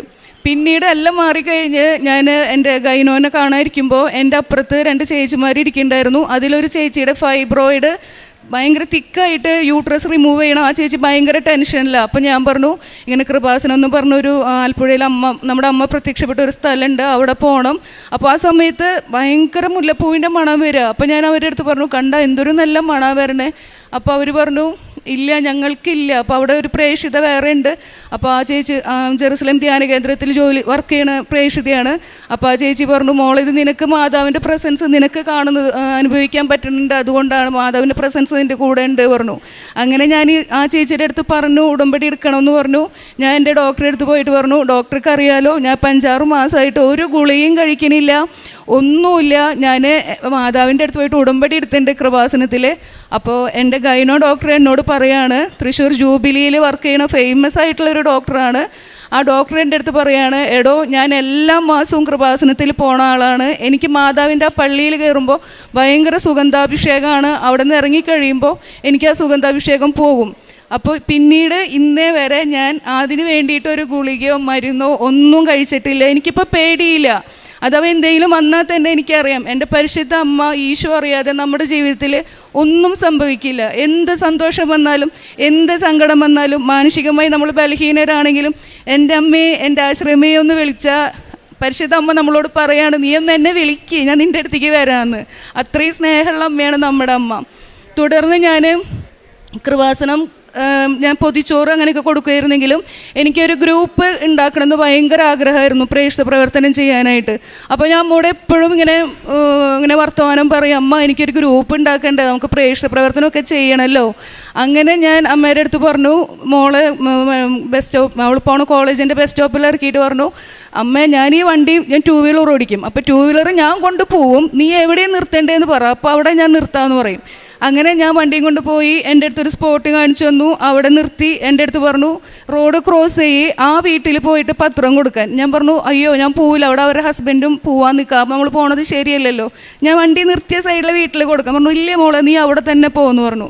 ഞാൻ അവിടെ പോയി പത്രം കൊടുക്കാനായിട്ട് ചെന്നപ്പോൾ അവർ പറയണു, അയ്യോ ഇവിടെ ഇപ്പം എൻ്റെ വൈഫ് ഉടമ്പടി എടുത്തിട്ടേ ഉള്ളൂ, അപ്പോൾ പത്രം ആവശ്യം വരില്ല. പക്ഷേ ഞാൻ അവിടെ നിന്നു, ആ മോള് വന്നു, ഞാൻ സംസാരിച്ചു. ആ കൊച്ചെന്നോട് ചോദിക്കുകയാണ്, ചേച്ചി എങ്ങനെ പ്രേക്ഷിത പ്രവർത്തനം ചെയ്യണം. അങ്ങനെ പരിശുദ്ധ അമ്മ എനിക്ക് ആ വഴിയിൽ ആ കുട്ടീനെ കാണിച്ചു തന്ന് ഞങ്ങളിപ്പോൾ ഞങ്ങളുടെ പ്രേക്ഷിത പ്രവർത്തനം ഒല്ലൂർ ഏഞ്ചൽസ് കൃപാസനം എന്ന് പറഞ്ഞ് ഞങ്ങളുടെ ഒരു ഉടമ്പടി ഗ്രൂപ്പ് ഉണ്ട്. ഞങ്ങൾ 30 പേരുണ്ട് അതിൽ. ഞങ്ങളുടെ വാർഷികമായിരുന്നു ഈ ബുധനാഴ്ച. അതുവഴി ഞങ്ങൾ പല കാരുണ്യ പ്രവൃത്തികളും ചെയ്യുന്നുണ്ട്. അതുപോലെ തന്നെ ഞാൻ ഇവിടെ ഉടമ്പടി എടുക്കാൻ വരുമ്പോൾ ഒരു ദിവസം ഞാൻ മാതാവിൻ്റെ അടുത്തൊന്ന് കളിക്കാൻ നോക്കിയതാണ്. ഉടമ്പടി പുതുക്കി ഞാൻ റിബി ബ്രദറിൻ്റെ കൂടെ വരണേ. ബ്രദറിൻ്റെ അടുത്ത് പറഞ്ഞോന്ന് എനിക്ക് ഓർമ്മയില്ല. മാർച്ച് 16 എൻ്റെ മകളുടെ ബർത്ത്ഡേ ആയിരുന്നു, 2024, 18 വയസ്സാണ്. അപ്പോൾ 18 വയസ്സ് നമുക്ക് സ്പെഷ്യലാണല്ലോ. അപ്പോൾ മോള് +2 എക്സാം കഴിഞ്ഞ് വരുന്നതിനേക്കാളും മുമ്പ് എനിക്ക് വീട്ടിലെത്തി അവൾക്ക് സർപ്രൈസ് കൊടുക്കണം. ഞാൻ വന്ന വണ്ടിയിൽ പോവാതെ ഇവിടെയുള്ള നമ്മുടെ KSRTC ബസ് കാത്തു നിന്നു. 2 ബസ് ഒരുമിച്ച് വന്നു. ആദ്യത്തെ ബസ് വന്നപ്പോൾ നമ്മൾ പറയില്ല, കണ്ണിങ്ങനെ ബ്ലിങ്കായി, നമ്മൾ വായിക്കണില്ല, ബോർഡ് വായിക്കാൻ പറ്റിയില്ല. 2ാമത്തെ ബസ് കയറിയത് എറണാകുളത്തേക്കുള്ള ബസ്. ഞാൻ കൂളായിട്ട് കയറി അതിലിരുന്നു. തൊട്ട് മുമ്പിൽ ആദ്യത്തെ ബസ് പോണു. ആ ബസ്സായിരുന്നു എനിക്ക് ആവശ്യമുള്ള ബസ്. ആദ്യം കയറി ബസ് അതായത് മാതാവിന് ഇമ്പോർട്ടൻസ് കൊടുക്കാതെ ഞാൻ എൻ്റെ മകൾക്ക് ഇമ്പോർട്ടൻസ് കൊടുത്ത് മാതാവിൻ്റെ മുമ്പിൽ ഉടമ്പടി എടുത്ത വഴിക്ക് 5 മിനിറ്റ് പോലും ഇവിടെ ഇരിക്കാതെ ഞാൻ ഓടിപ്പോയി. ബസ്സിൽ കയറി ഞാൻ നോക്കുമ്പോൾ വല്ലാർപ്പാടം, അതുപോലെ അങ്ങനത്തെയൊക്കെ തോപ്പുംപടി അതൊക്കെ കാണണേ. അപ്പോൾ ഞാൻ മാതാവിൻ്റെ അടുത്ത് കണ്ടക്ടറുടെ അടുത്ത് ഞാൻ ചോദിച്ചു, സംശയം തോന്നിയപ്പോൾ, തൃശ്ശൂർ ഇത് എവിടേക്കുള്ള ബസ്, തൃശ്ശൂർ പോവോ? ആൾ പറഞ്ഞു, ആ പോവുമല്ലോ എന്ന് പറഞ്ഞു. അവസാനം എൻ്റെ തൊട്ടപ്പുറത്തിരിക്കുന്ന ചേച്ചിയും ഡ്രൈവറും ബസ്സിലെ ആൾക്കാരൊക്കെ കുറഞ്ഞപ്പോൾ പറഞ്ഞു, ചേച്ചി ഇത് തൃശ്ശൂർ പോണ ബസ്സല്ല, എറണാകുളം ബസ്സാണ്, ടെൻഷൻ അടിക്കേണ്ട, മറ്റുള്ള ബസ് വൈറ്റിലയിൽ അങ്കമാലിയിലൊക്കെ നിർത്തും, ആ സമയം ഇതിൻ്റെ അടുത്തു നിന്ന് കരുതിയാൽ മതി. അപ്പോൾ ഞാൻ എൻ്റെ അമ്മോട് പറഞ്ഞു, അമ്മ നീയിട്ട് എനിക്ക് പണിതതാന്ന് മനസ്സിലായി, കുഴപ്പമില്ല, പകൽ സമയമാണ്, എനിക്ക് പേടിയൊന്നുമില്ല, അതിന് പരിഹാരമായിട്ട് എല്ലാ മാസവും 16-ാം തീയതി ഞാനിവിടെ വരും, വെറുതെ വരില്ല, പുലർച്ചെ 3:30 എന്നെ ആൾ KSRTC ബസ് സ്റ്റോപ്പിൽ കൊണ്ടാക്കും. അവിടെ നിന്ന് ഞാൻ എല്ലാ മാസവും ഇങ്ങോട്ട് വരും, വന്ന കുർബാന കാണണം, അതെനിക്ക് മസ്റ്റാണ്. ഇവിടുത്തെ കുർബാന മിസ്സായ പിന്നെ അതൊരു കാര്യമില്ലല്ലോ. വന്നു കഴിഞ്ഞ് ഇവിടെ കുറേ നേരം അവിടുന്ന് ഇന്നേ വരെ ഞാൻ ഉറക്കത്തിൻ്റെ ആശാത്തിയാണ്. പക്ഷെ ഇന്നേ വരെ എനിക്ക് ബസ് ഇവിടെ എത്തുമ്പോൾ മാതാവ് എന്നെ വിളിക്കും, മോളെ എത്തി, എനിക്ക് എന്തെങ്കിലുമൊക്കെ ഒരു അടയാളം കാണിച്ചു തരും. ഇവിടെ ഇറങ്ങും, കുറേ നേരം മാതാവിൻ്റെ അടുത്ത് ഇരിക്കും. ഇതുപോലെ ഒരു നേരത്തെ ഞാൻ പോകുന്ന സമയത്ത് എൻ്റെ അടുത്ത് വീട്ടിൽ നിന്ന് പോരുമ്പോഴേ മാതാവ് പറഞ്ഞു, മോളെ തിരിച്ച് നീ 10-യുടെ ബസ്സിന് കയറണം. അപ്പോൾ ഞാൻ കരുതി ഇതെന്താ ഇന്നിങ്ങനെ 10-യുടെ ബസ്സിന് കയറാൻ പറയുന്നത്. അങ്ങനെ ഞാൻ തിരിച്ച് 10-യുടെ ബസ് കയറിയപ്പം അതിൽ നമ്മുടെ കൃപാസന മാതാവിൻ്റെ ഈ കൊന്ത തൂക്കിയിട്ടിരിക്കണം. അത് KSRTC ബസ്സിലാണ്. അപ്പോൾ ഞാൻ ആലോചിച്ചു, എൻ്റെ അമ്മയെ KSRTC ബസ്സിലൊക്കെ മാതാവിൻ്റെ കൊന്തയൊക്കെ ഇങ്ങനെ തൂക്കിയിടോ, ഞാൻ ഇതുവരെ കണ്ടിട്ടില്ല. പക്ഷെ അടുത്ത മാസം തൊട്ട് ഞങ്ങൾക്ക് അറിയാൻ കഴിഞ്ഞു, തൃശ്ശൂർ ഡിപ്പോന്ന് KSRTC തൃശ്ശൂർ കൃപാസനത്തിലേക്ക് അവരുടെ ടൂറിസത്തിൻ്റെ ഭാഗം എന്തോ ആയിട്ട് നമ്മുടെ കൃപാസനത്തിലേക്ക് ബസ് ഇടുന്നുണ്ടായിരുന്നു. അതെനിക്ക് വലിയൊരു സന്തോഷമുള്ള കാര്യമായിരുന്നു. ഞാൻ ഇവിടുന്ന് ഓരോ 16-ാം തീയതി പോകുമ്പോഴും ബസ്സിൽ വെച്ചിട്ട് നമുക്ക് ആരെയിലൊക്കെ നമുക്ക് മാതാവ് കാണിച്ചു തരും. അതുപോലെ ഒരു കുട്ടീനെ ഞാൻ പരിചയപ്പെട്ടു. ആ കൊച്ച് എറണാകുളത്ത് നമ്മുടെ പാസ്പോർട്ട് വെരിഫിക്കേഷൻ്റെ ഓഫീസിൽ പോയിട്ട് വരായിരുന്നു. 4 ദിവസത്തിൻ്റെ ഉള്ളിൽ ആ കുട്ടിക്ക് സ്കോളർഷിപ്പിൻ്റെ അറിയിപ്പ് ന്യൂസിലാൻഡിൽ പഠിക്കാൻ പോകാൻ കിട്ടിയിട്ടുണ്ട്. പക്ഷേ അതിൻ്റെ കൺഫർമേഷൻ ലെറ്റർ ഇതുവരെ ആയിട്ടില്ല. അപ്പോൾ ഞാൻ പറഞ്ഞു, മോള് ഒരു കാര്യം ചെയ്യൂ, ആൻറ്റി ആ കൊച്ച് ഹിന്ദു ആണ്, ആ കൃപാസന മറ്റേ മോളുടെ ഫയലും പാസ്പോർട്ടും ആൻറ്റിക്ക് ഒന്ന് തരുമെന്ന് ചോദിച്ചു.